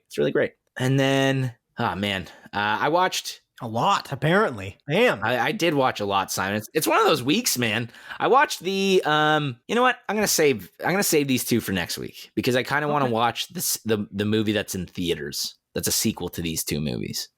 And next week is the day after Halloween. So it seems a little bit more fitting. Spoiler alert, I watched the 1978 Halloween movie and the 2018 Halloween movie. Yeah, if you didn't say what the movies are, I would be like, what are you doing? Yeah. You're building up this hype so that you can tell people next week that you watched 2 movies. Yeah. I think I'm gonna watch Halloween Kills in theaters at some point this week. I might just go after work. I see. I was actually gonna go last night. I went out for dinner with some buddies, and I was like, man, if I finish up, I might go, because there's like a 10:30 show, but I ended up staying out until like 11 with my buddies after work. So I'll find another night and just go watch it on my own. I like going to the theaters on my own, Simon. Have you ever gone like to the theaters on your own? Yes. It's really nice. Oh, yeah? There's something about it. Okay. I did that for the Escape Room movie. I did that for the 5th Purge movie. Remember that week when I watched those 2 Escape Room movies and the 5 Purge movies? Good times. That was a throwback. Yeah, you watched like 69 movies that week. Yeah, nice. Whoa. But anyways, and then I guess the final thing that I want to talk about in terms of something I watched, it's not a movie, but it is a trailer for a movie, a video game movie for that matter, the Uncharted trailer, Simon, based on the Naughty Dog video game of the same name. Indeed. What did you think of it? Did you watch this trailer? I did. Yeah. Did you play the Uncharted series? I can't remember. I think did you play all of them or just one of them? I've only played Uncharted 1. Okay. So yeah, I'm a big Uncharted fan. I've played every Uncharted game, even the PlayStation Vita one. I didn't complete that one. But yeah, I played Uncharted 1 through 4 and like Lost Legacy and all of that stuff. And it's quite interesting because initially when they announced this Uncharted movie, it was supposed to be, young Nathan Drake, who's the main character of the Uncharted games. And I presumed that this was going to be kind of like a prequel, like it was going to maybe lead up into the video games. But this trailer actually brings in a bunch of story elements from not only the latest game, like the 4th game in the franchise. I guess Lost Legacy was the latest one, but again, the 4th game in like the Nathan Drake series. But like they bring in pretty big action set pieces from the other games, most notably Uncharted 3. There's a scene in the trailer where it's like Nathan Drake, he's like on a plane and there's those cargo things that are like, flying out of the plane, and he's like holding on to the stuff, trying to get back on the plane. Like that's straight out of Uncharted 3. And it's interesting to see it in live action. I remember playing that scene for the first time, like in the video game, and being like enamored by it. So it's cool that they're bringing this in. And I don't know, the one thing I felt about this trailer is it's not as bad as I thought it was going to be. Like I went in like being like, oh, this is going to be shit. And I finished the trailer and I was like, this actually doesn't look too bad. It's not as Uncharted as I would like. I think Nathan Drake, he's there was that quote that Tom Holland came out with talking about him playing Nathan Drake as like the stoic badass character. And I remember, I think we both talked about it on the show, and I was like, that's not Nathan Drake. Nathan Drake's like this witty, funny character that just like, drops like these one-liners while, beating the shit out of people. And there wasn't much of that in this trailer. There's one scene in particular where this like Scottish guy comes out and he's like, he's talking in like this thick Scottish accent. And, Tom Holland's like, Nathan Drake just goes like, what? Which I found like quite funny. I actually laughed a little bit, and I was like, that was the closest to the games I felt it got in terms of Nathan Drake's portrayal. But yeah, I don't know. I don't think this looks too bad. It looks like a pretty neat action movie, and I'm hoping it does quite well. And I'm hoping there's more of those like scenes with like that little bit of comedy and levity between Nathan Drake and whoever he's talking to. I think the relationship between Mark Wahlberg, him playing Sully, and Tom Holland's Nathan Drake, the little bit that we saw in the trailer was quite interesting too. I was like, I kind of like seeing this, albeit they don't really look like those characters, which is the big thing. Sully, like his defining feature in the Uncharted games is his like thick mustache, and Mark Wahlberg doesn't have one. And I imagine they're going to do some like stupid after credit scene for this Uncharted movie where Mark Wahlberg is going to come in and be like, I'm going to try this on for size and show like a mustache or some bullshit like that. But I don't know. Again, all in all, like I thought this trailer actually looked quite interesting, and I'm definitely going to watch this movie. Like I wouldn't necessarily say I'm excited, but I'm intrigued for sure. Yeah. What do you think of it as someone that only has played the first Uncharted game? I have a pretty good perspective. I think I have a pretty good perspective on what Uncharted is and what its strengths are. And Nathan Drake has always struck me as somebody who's very confident in his abilities, and he's witty, but he's kind of like, I don't know, he reminds me of like Jackie Chan in a lot of movies he's in. You know what I mean? Like he's confident, and he's very obviously great at martial arts, Jackie Chan. But he's not. He almost looks clumsy in his responses to somebody throwing a punch at him. Yeah. And I always kind of found that Nathan Drake was like that.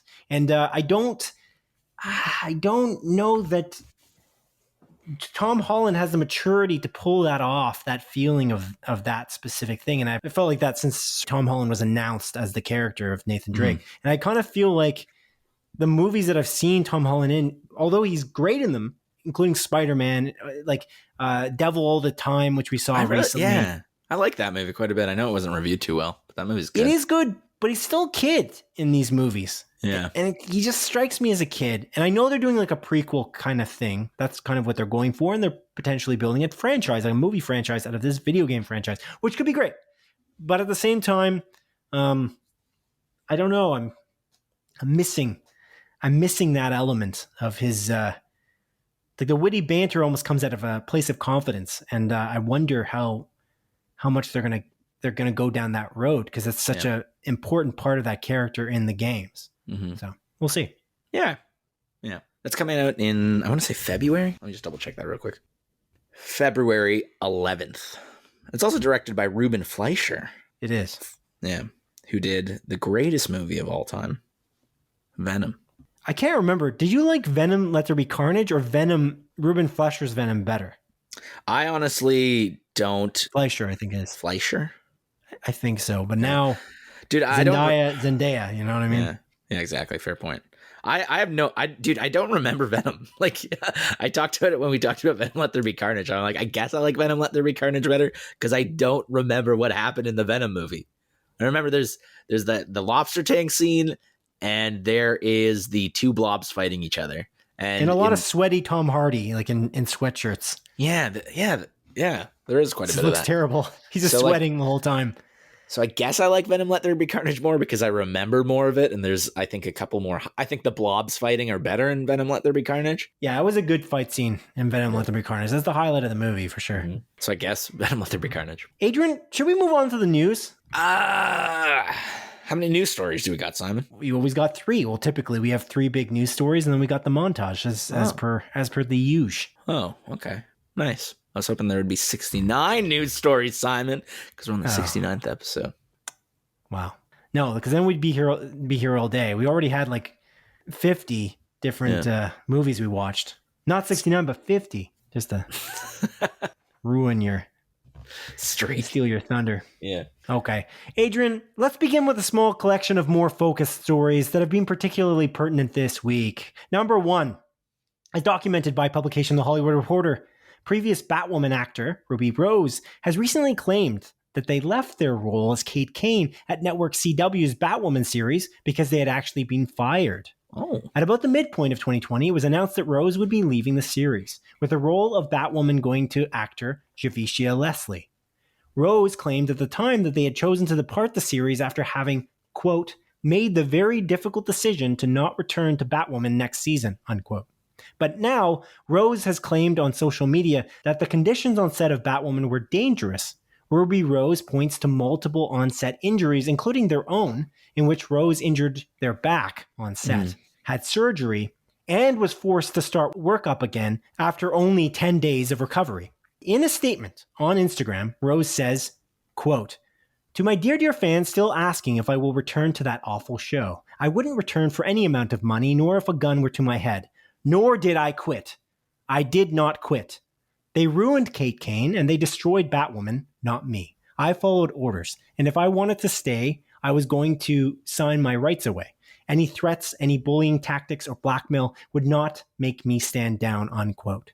Shortly afterwards, and as a response to Ruby Rose's statement, Warner Brothers fired back by saying, quote, despite the revisionist history that Ruby Rose is now sharing online aimed at the producers, the cast and crew, the network, and the studio, the truth is that Warner Brothers Television had decided not to exercise its option to engage Ruby for season 2 of Batwoman based on multiple complaints about workplace behavior that were extensively reviewed and handled privately out of respect for all concerned, unquote.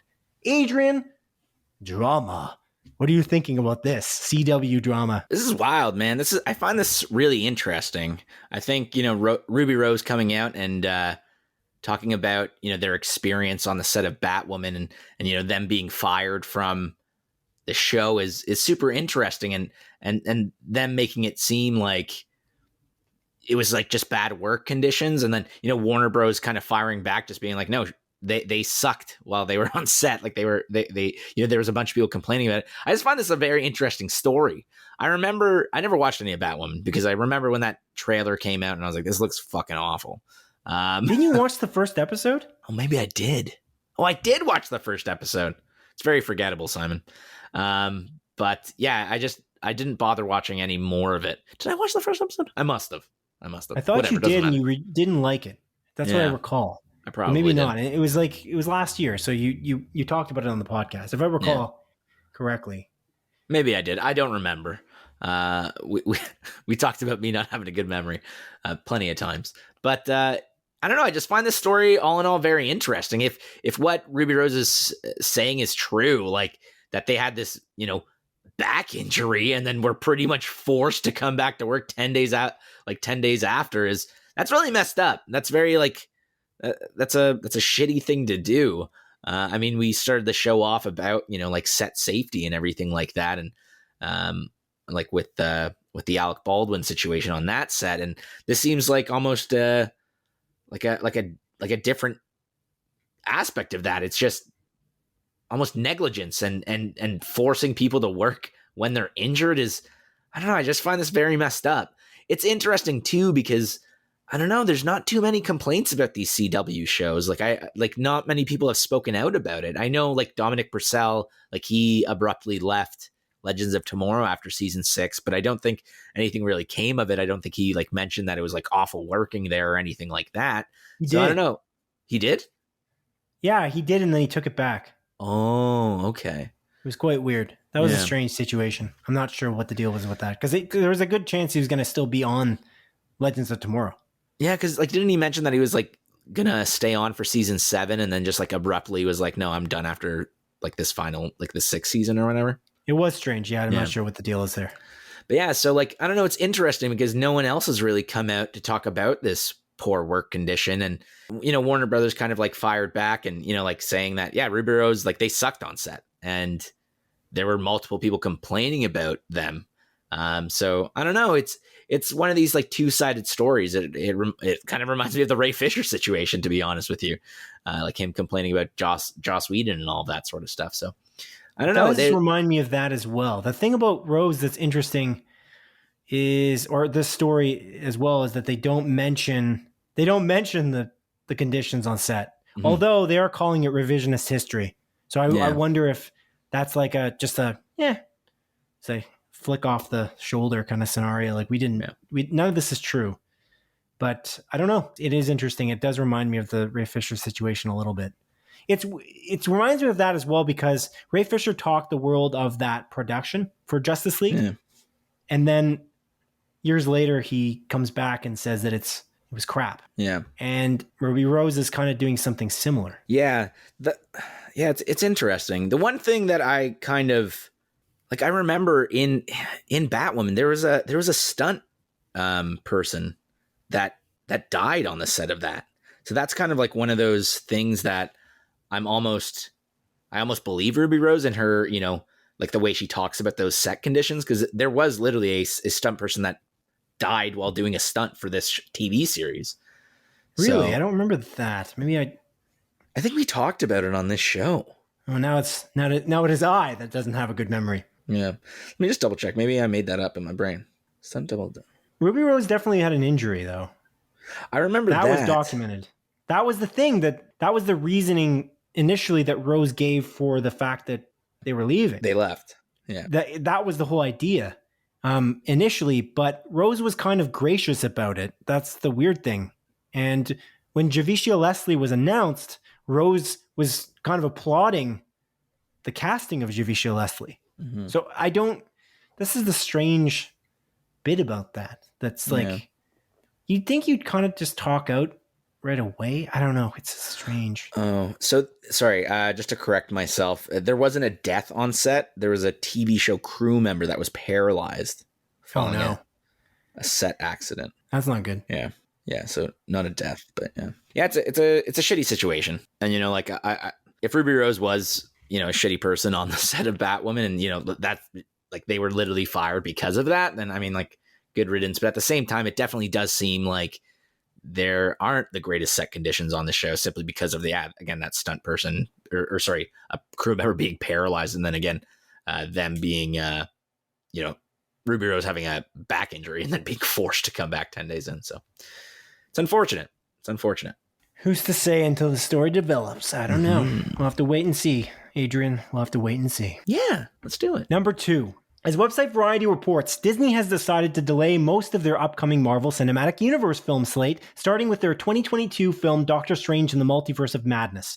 The Doctor Strange sequel will now launch in theaters on May 6th, 2022, as opposed to its previous March 25th premiere date. This creates a natural domino effect, and therefore Thor Love and Thunder will launch on July 8th instead of May 6th. Black Panther Wakanda Forever will premiere on November 11th instead of July 8th. The Marvels will now launch on February 17th, 2023, and the Ant-Man and the Wasp Quantumania will now premiere on July 8th, 2023. Even the Harrison Ford starring 5th Indiana Jones film has been pushed back almost a full year, from a July 29th, 2022 release date to a new June 30th, 2023 date instead. These delays might come somewhat of a surprise, considering the pandemic-era box office success of the recent Marvel theatrical releases, such as Shang-Chi and The Legend of the Ten Rings, with its $400 million plus box office haul.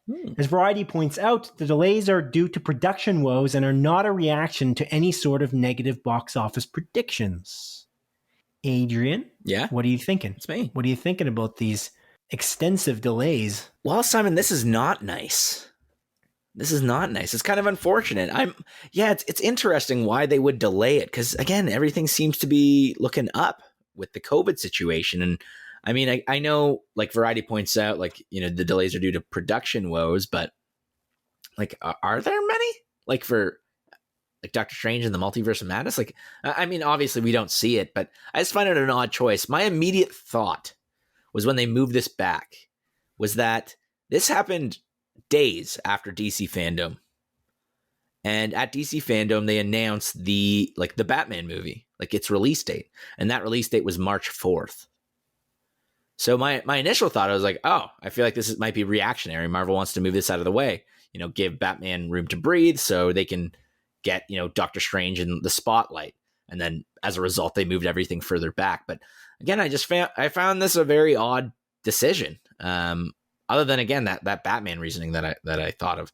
What do you think about this, man? Yeah, it is a little strange. It's a little Doctor Strange. Whoa! I like awful. it. That was awful. And Adrian, the truth of the matter is that Variety is kind of mentioning the whole situation with production being the issue, that there's like production delays. Mm-hmm. And I would tend to gravitate toward that reason. I think that is the reason, because when you have to move one movie, you have to move them all. That's so true.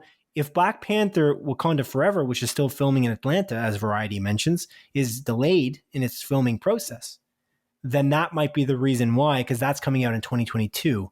And so that might be the reason. That's what they argue that could have happened. That movie got delayed and they kind of had to move everything to shift it to properly hit the pattern of when they also are releasing Disney Plus TV series, because everything is so interconnected within the Marvel Cinematic Universe that one movie affects the others, and you can't really push one ahead of another necessarily, especially if they're that interconnected. As like Eternals is supposed to be like, again, a game changer for the Marvel Cinematic Universe, as Kevin Feige points out. I imagine a lot of these... Be careful for spoilers. Right. So I imagine these other films are in a similar boat, like where they're going to be kind of game changers in their own right, depending on the movie. So that's probably what happened. Like Harrison Ford got injured really badly. I think he hurt his shoulder on set. And so they had to pretty much delay filming quite a bit. So that doesn't surprise me that was moved a full year, although that's not really related to Marvel's Cinematic Universe. But that's probably what happened when one movie gets moved. It's a weird thing, though. You got like, how many movies did I just mention? Like 6 movies? 69. So 6 movies. No. Nice try. Nice. So one of these movies gets pushed, or one of the Disney Plus series is delayed, which might have a big impact on the rest of the universe. Then you just have all of these other movies have to get moved. It does strike me, though, that the Batman might have had to play a little bit. Mm-hmm. It is a weird coincidence that the Batman trailer, which looks really good and announces the announce date, like the premiere date of March 5th, you said? 4th. It looked really good. And it's so close to Doctor Strange, which is another superhero movie. So like strategy might dictate that you push Doctor Strange. I don't know. It's a weird one. It looked like they were a little bit scared, though. Like, why announce that now? Just wait a little longer.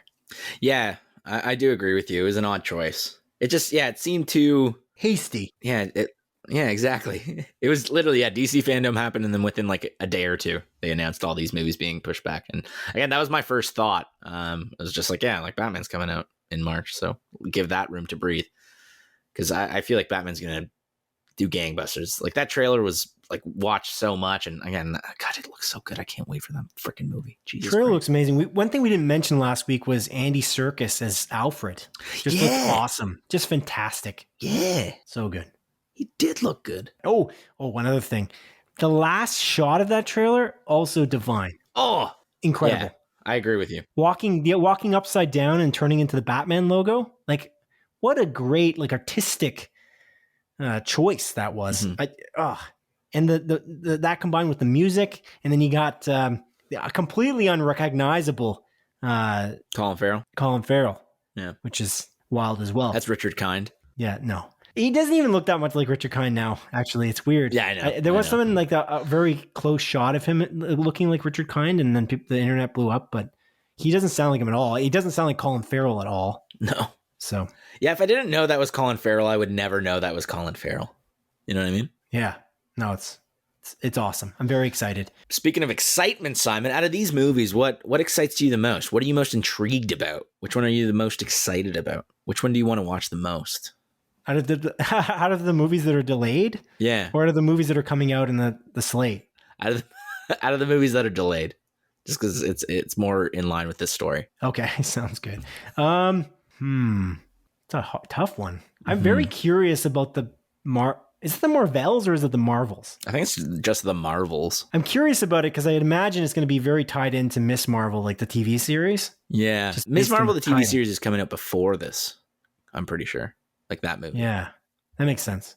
Otherwise, like Black Panther, Wakanda Forever, like I'm tremendously intrigued by what they're going to do in terms of trying to fill the gap that is Chadwick Boseman, like competently and honoring his memory and legacy. Yeah. So I think that is a huge thing. Thor: Love and Thunder is Taika Waititi probably at his best, like in terms of in the Marvel Cinematic Universe. Apparently, like it's even bigger and better than Thor Ragnarok. So, like, I mean, what's that going to be?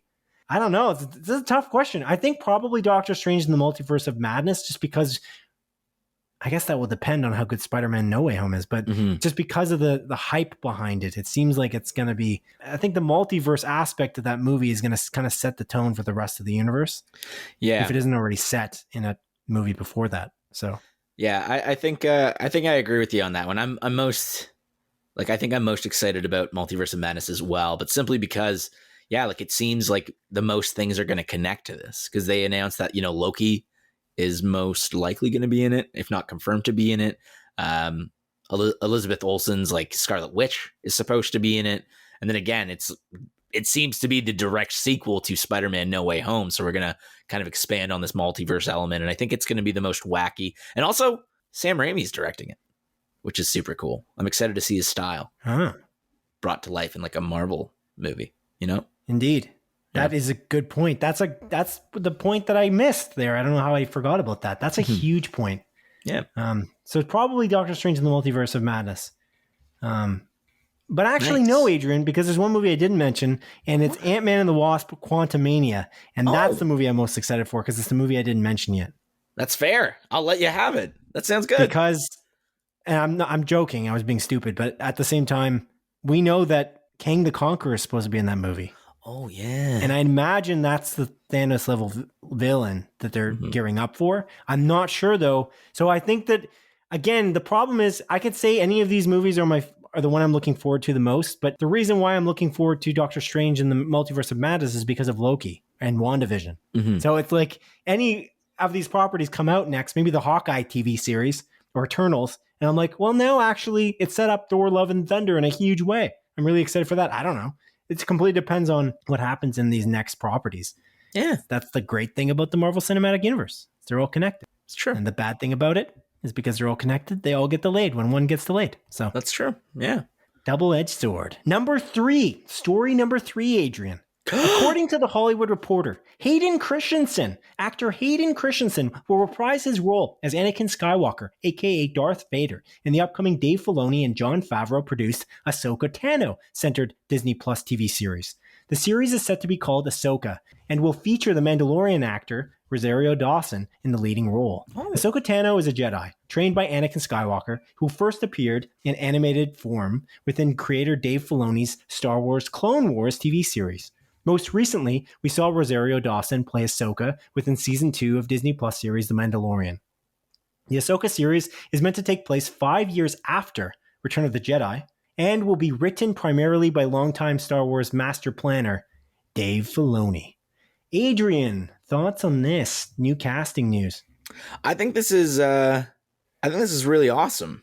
It's interesting because I guess this show is taking place in the same time frame as The Mandalorian, because I believe The Mandalorian takes place 5 years after Return of the Jedi too.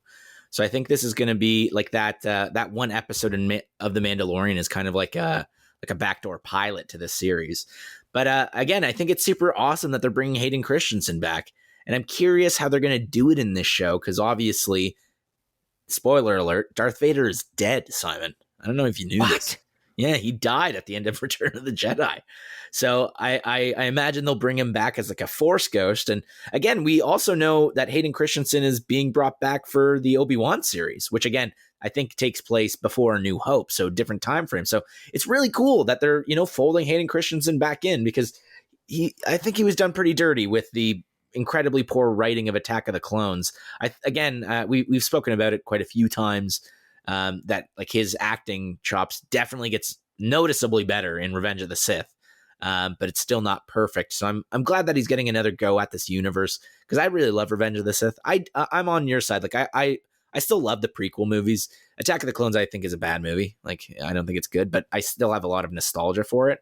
So I have a lot of nostalgia for Hayden Christensen in general. So I think this just makes me, I'm excited for these like Star Wars shows. The quality of The Mandalorian in comparison to these new movies is it's night and day, man. Like, The Mandalorian's so great. And, let me just say it here. The Rise of Skywalker, bad movie. Not a good movie. We can all agree on that. It's a shit movie. And I don't know, it feels like with Dave Filoni at the helm of this, that there is a vision. They know what they're doing. They know what they're trying to set up with these series is. And it's not this visionless, trilogy that, the J.J. Abrams like sequel movies were, like J.J. Abrams started The Force Awakens and had no plan. And then obviously Rian Johnson comes in, makes The Last Jedi, which, again, I really love. I think The Last Jedi might be my favorite Star Wars movie. It's definitely in my top 3 Star Wars movies. And, then J.J. Abrams comes back in Rise of Skywalker and throws that shit out the window like it was nothing and retcons a bunch of crap and then makes a garbage movie. So you know what happened in that movie, Adrian? What? The Emperor is the main villain. He comes back to life. Yeah. Emperor Palpatine's back somehow. And you know who's coming back in this series? Hayden Christensen? The Emperor? Who's coming back? Anakin? Darth Vader?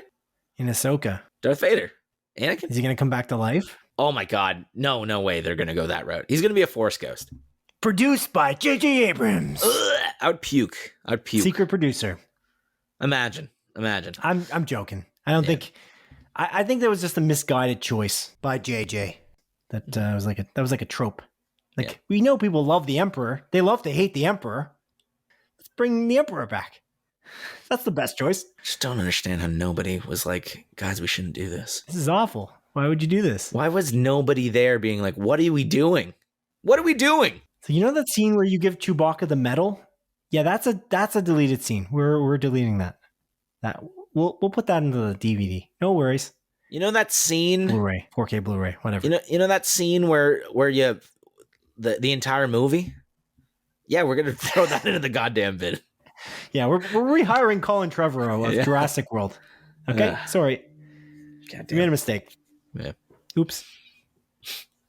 But anyways, we got to just do a full, like, we should do closer look episodes of like every Star Wars movie, but start with Rise of Skywalker. Just because I want to work our way back. Yeah, I just want to tear that fucking movie apart. Maybe we should start from the beginning. We should actually go from like the actual episode 1 and then I'd be down. I feel like that's fun. Make our way up. Yeah, but we could do Rise of Skywalker as the first one. Yeah. Sure, but no, I don't think that he would bring Darth Vader back to life, because that doesn't seem like a thing that Dave Filoni would do. This is flashbacks, her training, arguably. Yeah, when Anakin is not Darth Vader. That'd be cool. That's what I'm thinking. I would like that. Yes, me too. I'm very excited for Kenobi. That's again my favorite. I think that's the Star Wars property I'm most excited for. I think. Yeah, coming up. Me too. Again, Ewan McGregor just does such a great job. He's so good. He's so good. Yeah. Book of Boba Fett is also end of this year, which is super crazy. Cool Yeah, it's December. This is coming soon. We're friggin' almost in November. It's just nuts. Time is flying. Coming soon, coming fast. Indeed. All right.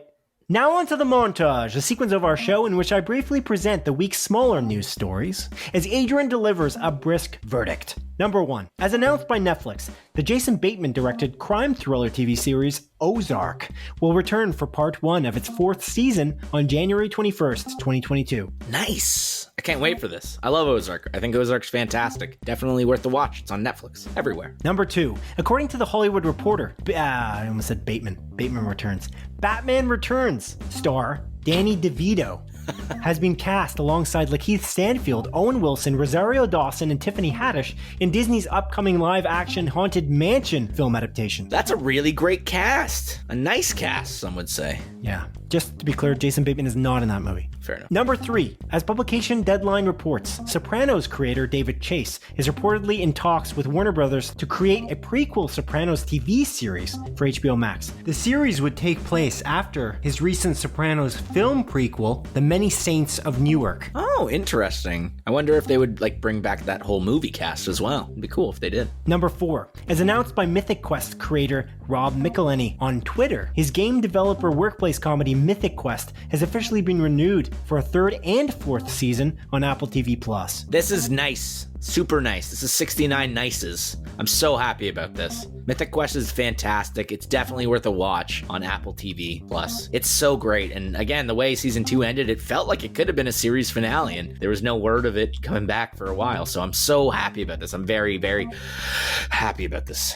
Number 5, as website Collider reports, James Gunn's Guardians of the Galaxy 3 has officially begun production. Despite the significant delays for most of the Marvel Cinematic Universe's film slate, it appears as though Guardians of the Galaxy 3 was unaffected by these delays, with the planned May 5th, 2023 premiere date still in play. That's super awesome. That's super nice.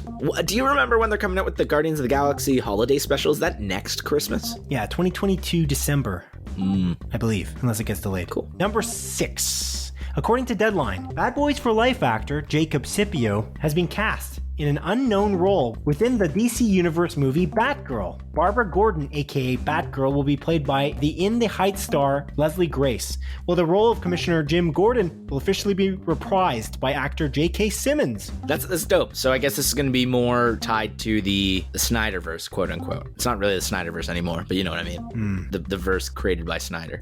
Yes. That will be rebooted with the Flash movie, kind of. Is it? Isn't the Flash movie first before Batgirl? I guess. So technically it'll be in the Flashverse movie? It's not rebooted. It's not going to be rebooted. It's like a soft reboot? They're going to honor everything that came before it. I don't know.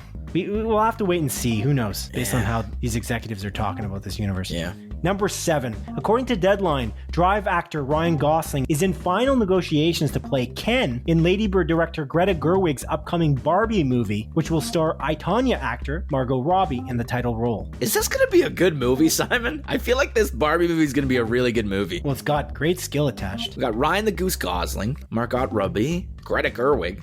This is going to be a good movie. Wild. Well, Noah Baumbach is involved as well, right? Yeah, what is up with that? I think he's writing it with Greta Gerwig. So Noah Baumbach, he wrote Marriage Story and directed Marriage Story. Correct. Number 8. As reported by Collider, Braveheart actor Mel Gibson has been cast in network Showtime's upcoming John Wick spin-off prequel TV series, The Continental. This is wild. This is actually unbelievable casting. I'm shocked about this. And this is cool, but yeah, nuts. Stirred up a bit of controversy? Because Mel Gibson's a little bit of an anti-Semite, or was. I don't know if he still is. Number 9. As Deadline reports, the post-apocalyptic drama series adaptation to Brian K. Vaughan and Pia Guerrera's comic book series Y, The Last Man, has been canceled after one season by FX on Hulu. This is kind of disappointing. I read the first, I want to say 2-3 volumes of this series, and it's super interesting. And man, this series has been in production hell for, I feel like, a decade. So it's unfortunate that it got canceled before its season even ended. So too bad. Number 10. The DC Comics and Warner Brothers DC Fandom live stream event had tripled the viewership this year in comparison with their 2020 Maiden Voyage Fandom live stream. 66 million fans tuned in for the 2021 event stream as of October 19th, 2021. Man, they were just 3 million off to make it 69 million, Simon. Oh dear. Nice. And that concludes the montage. Blah, blah, blah, montage. All right, Adrian. All right. This is a longer episode than usual. Yeah. Usually clock in around an hour and a half, but we're just at the new releases now. So I'm having fun. Are you? It's a good time. Yeah. Adrian. What do you got for me, my friend? What do you have for me? I got new releases for you, Simon. Oh. Yeah, okay. This is for the week of October the 25th to October the Halloween. That's a Monday to a Sunday. As per usual, baby. And the first movie coming out this week is coming out on Wednesday, October 27th. And it's a movie called Hypnotic. It's a Netflix original movie, and it's about a woman that goes to a hypnotherapist for help in her personal life, only to find herself trapped in a mysterious mind game. Ooh. Oh, yeah, indeed, Simon. By the way, I did plagiarize one of these, but I'm not going to play the game because it's very obvious which one I plagiarized, because I was like, I don't know how to change this. I'll tell you when we get there. You'll guess it regardless. But we're not playing it. We're still tied. I don't want to do this like every single week where I decide to plagiarize something. I just want to do it every once in a while. You know what I mean? Okay. Yeah. Just to give context to the listener that doesn't listen every week, Adrian sometimes plagiarizes one of the descriptions for one of these movies, and then he asks me to guess which one he plagiarized, because the rest of them he wrote with his own words. Yeah. But this week, for whatever reason, he told me about the game, but isn't asking me to play it. Yeah. It's a little strange. But Adrian, what's the second movie coming out this week? Nobody Sleeps in the Woods Tonight 2, Simon. This is a Netflix original movie, and this should have been called Nobody Sleeps in the Woods 2 Night. Yeah, it should have been, because it's not a great title anyway. Yeah. So why not? Yeah, exactly. Why not? Why not? Yeah. The rest of these movies are coming out on Friday, October the 29th, Simon. And the first one is a Netflix original movie called Army of Thieves. This looks cool. It's a prequel to Army of the Dead, which came out earlier this movie, which wasn't that great of a movie, but the trailer for this movie looks really good. I'm quite excited for this Army of Thieves movie. I can't tell if you were just doing wordplay or not. If I was, it wasn't intentional. I'll be honest with you. It came out earlier, this movie, but this movie was like, what? It came out earlier, this movie? Yeah. Like the year 2021 is a movie. Every year is a movie? Yeah. Is that how you picture the world? That's the way bro. The world operates. This year was a movie, bro. If anything, it's a TV series. Okay. It's true. I always talk about seasons. When I'm at work, I'm always like, oh, this is season 3. What season are you on at work? At my current work? Yeah. Season 2. But this is a new spin-off show. I've been spinned off twice now. Very successful. You're a very successful individual. So the second show I spinned off into was already running for a couple seasons. Because one of my former colleagues moved to that different location. And when I got there, he was like, yeah, I've already been going for like 2 seasons. You're now joining in on season 3. I was like, yeah, fair enough. I see. Yeah. Okay. Yeah. Anyways, this next movie is a movie called Roh. R-O-H. So I believe it's pronounced Roh. Or Raw. Or Raw. Or Row? Ruh-roh. Shaggy.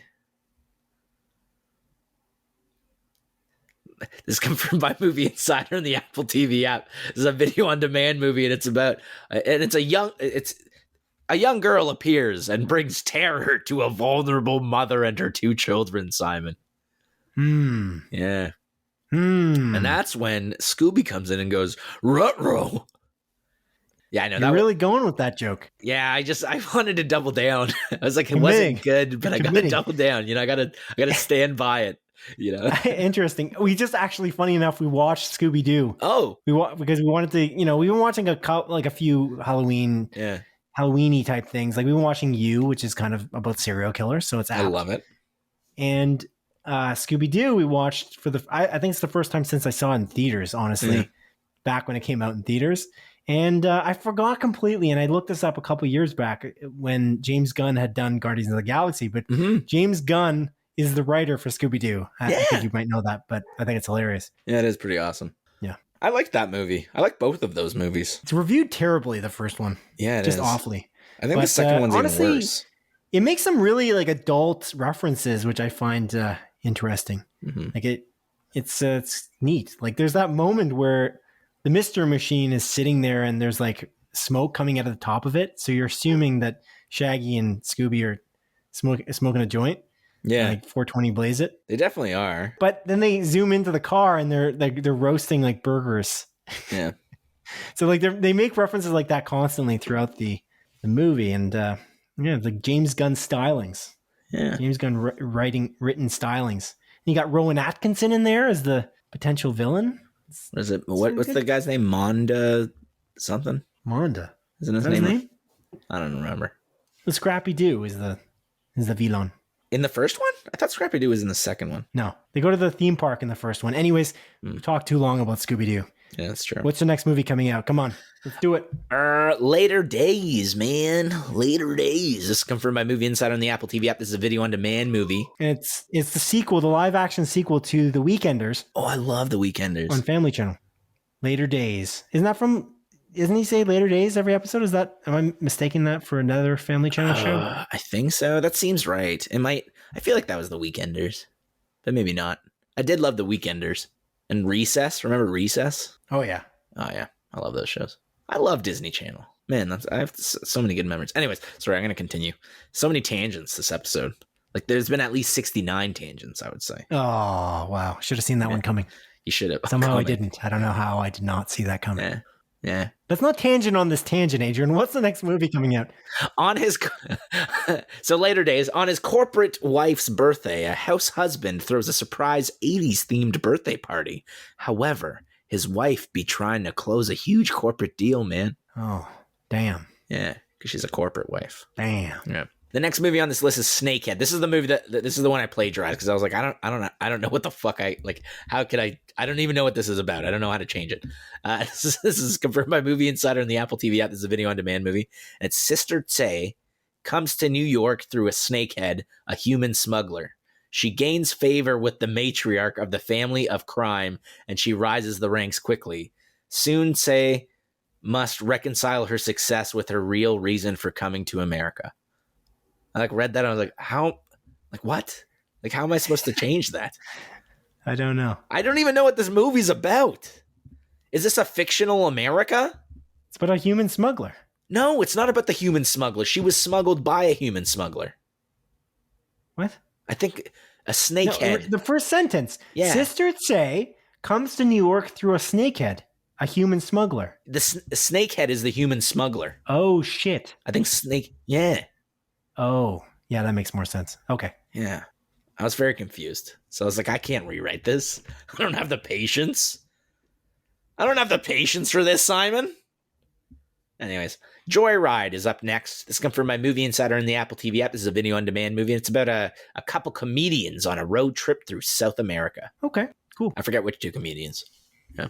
The Spine of Night is up next, and this comes from my Movie Insider in the Apple TV app. This is a video on demand movie, and it's an animated fantasy movie that jumps through different eras and times. The animation style looks really great, and the trailer is quite interesting. I recommend you check it out. It's an adult animation movie. It's not anime, though. It's not anime. Like the next movie, which is My Hero Academia, World Heroes Mission. It's confirmed by Movie Insider in the Cineplex application. This is actually coming to theaters. And it is playing in Cineplex.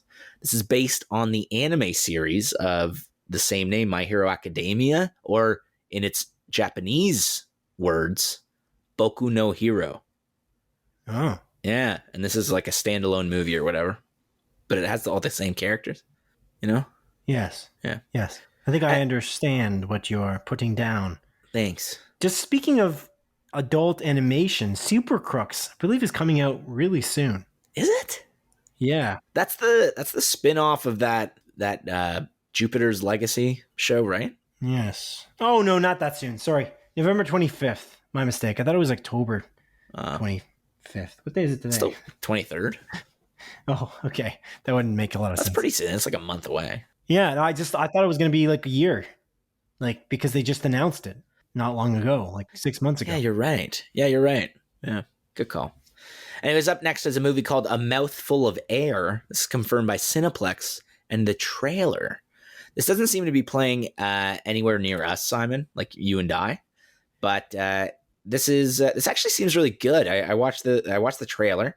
It stars Amanda Seyfried, and it's like a young adult love story between like a new family and like their newborn child. But the mother, is like dealing with depression and everything like that. And the trailer is really good. I think this is based on a book. And I quite liked what I saw. I recommend checking out the trailer. Seems really good. Seems like it's going to be very heartfelt and emotional, and I kind of want to watch it. Alrighty. And then up next is a movie called Antlers. This is confirmed by Cineplex, and this looks really good too. I really want to watch this. This looks like a super interesting horror movie. Guillermo del Toro is one of the producers on it. I don't think he wrote it, or he definitely didn't direct it, but he's one of the producers on it. And It seems really cool. I feel like a trailer for this movie released like, I want to say like 2 years ago. Maybe I'm just imagining that. But I remember seeing this a while back and being like, this looks fucking cool. So this is another one that I really want to watch. But the final movie, Simon, that's coming out this week that I 100% want to go see this week is Last Night in Soho. Ooh. Edgar Wright strikes again. Oh, yeah, baby. I cannot wait for this movie. This is confirmed by Cineplex. Now, funnily enough, this isn't playing in a Cineplex near us, at least on Thursday night, which is frustrating. The closest one is in Ancaster. But it's playing at Landmark Cinemas in like Kitchener and Waterloo. So I see. We should just go there. On Thursday, like what about the Friday? It doesn't show me any days for Friday through the Cineplex app. Oh, that's weird. It is weird. It only lets me show like Thursday showings. And again, I really want to watch this movie. Like really bad. This is probably like my yeah. So we should watch this on Thursday. This is a horror movie from Edgar Wright, which is kind of a surprise to me, just because of his track record, like or his mainstream track record anyway. Yeah, they're mostly comedies or like action. Starring Anya Taylor-Joy. Yeah. Who's blowing up. Mm-hmm. But goddamn, this movie looks great. I can't wait. I haven't watched like the last like couple trailers. I watched that first trailer and I was like, I'm in. I don't need to watch anymore. Again, this is my most anticipated movie of the year. Will it top Dune? I don't know. I feel like that's going to be very hard to do, but I'm very excited for this. So, yeah. I guess we'll find out. We still have to try to find a theater that's playing French Dispatch as well. Oh, God, that pisses me off. Yeah. For fuck's sakes. It certainly is annoying. All right, Adrian. This was a grand episode of our... A doozy of an episode. Of our podcast series, which launches, of course, every Monday. And you can subscribe to us, of course, on Apple Podcasts, Google Podcasts, Spotify, YouTube, perhaps, wherever you're listening right now. We'd appreciate it if you did subscribe. Perhaps write us a review. And, Adrian, anything else to say before we wrap this baby up?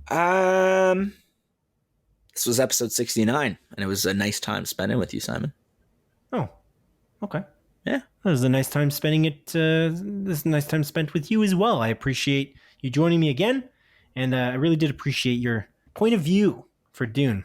Interesting to hear. Mm-hmm. So with that, I thank you for listening to the 69th episode of Split Focus, a film and TV podcast. My name is Simon Eady, and this is Adrian Pinter signing off.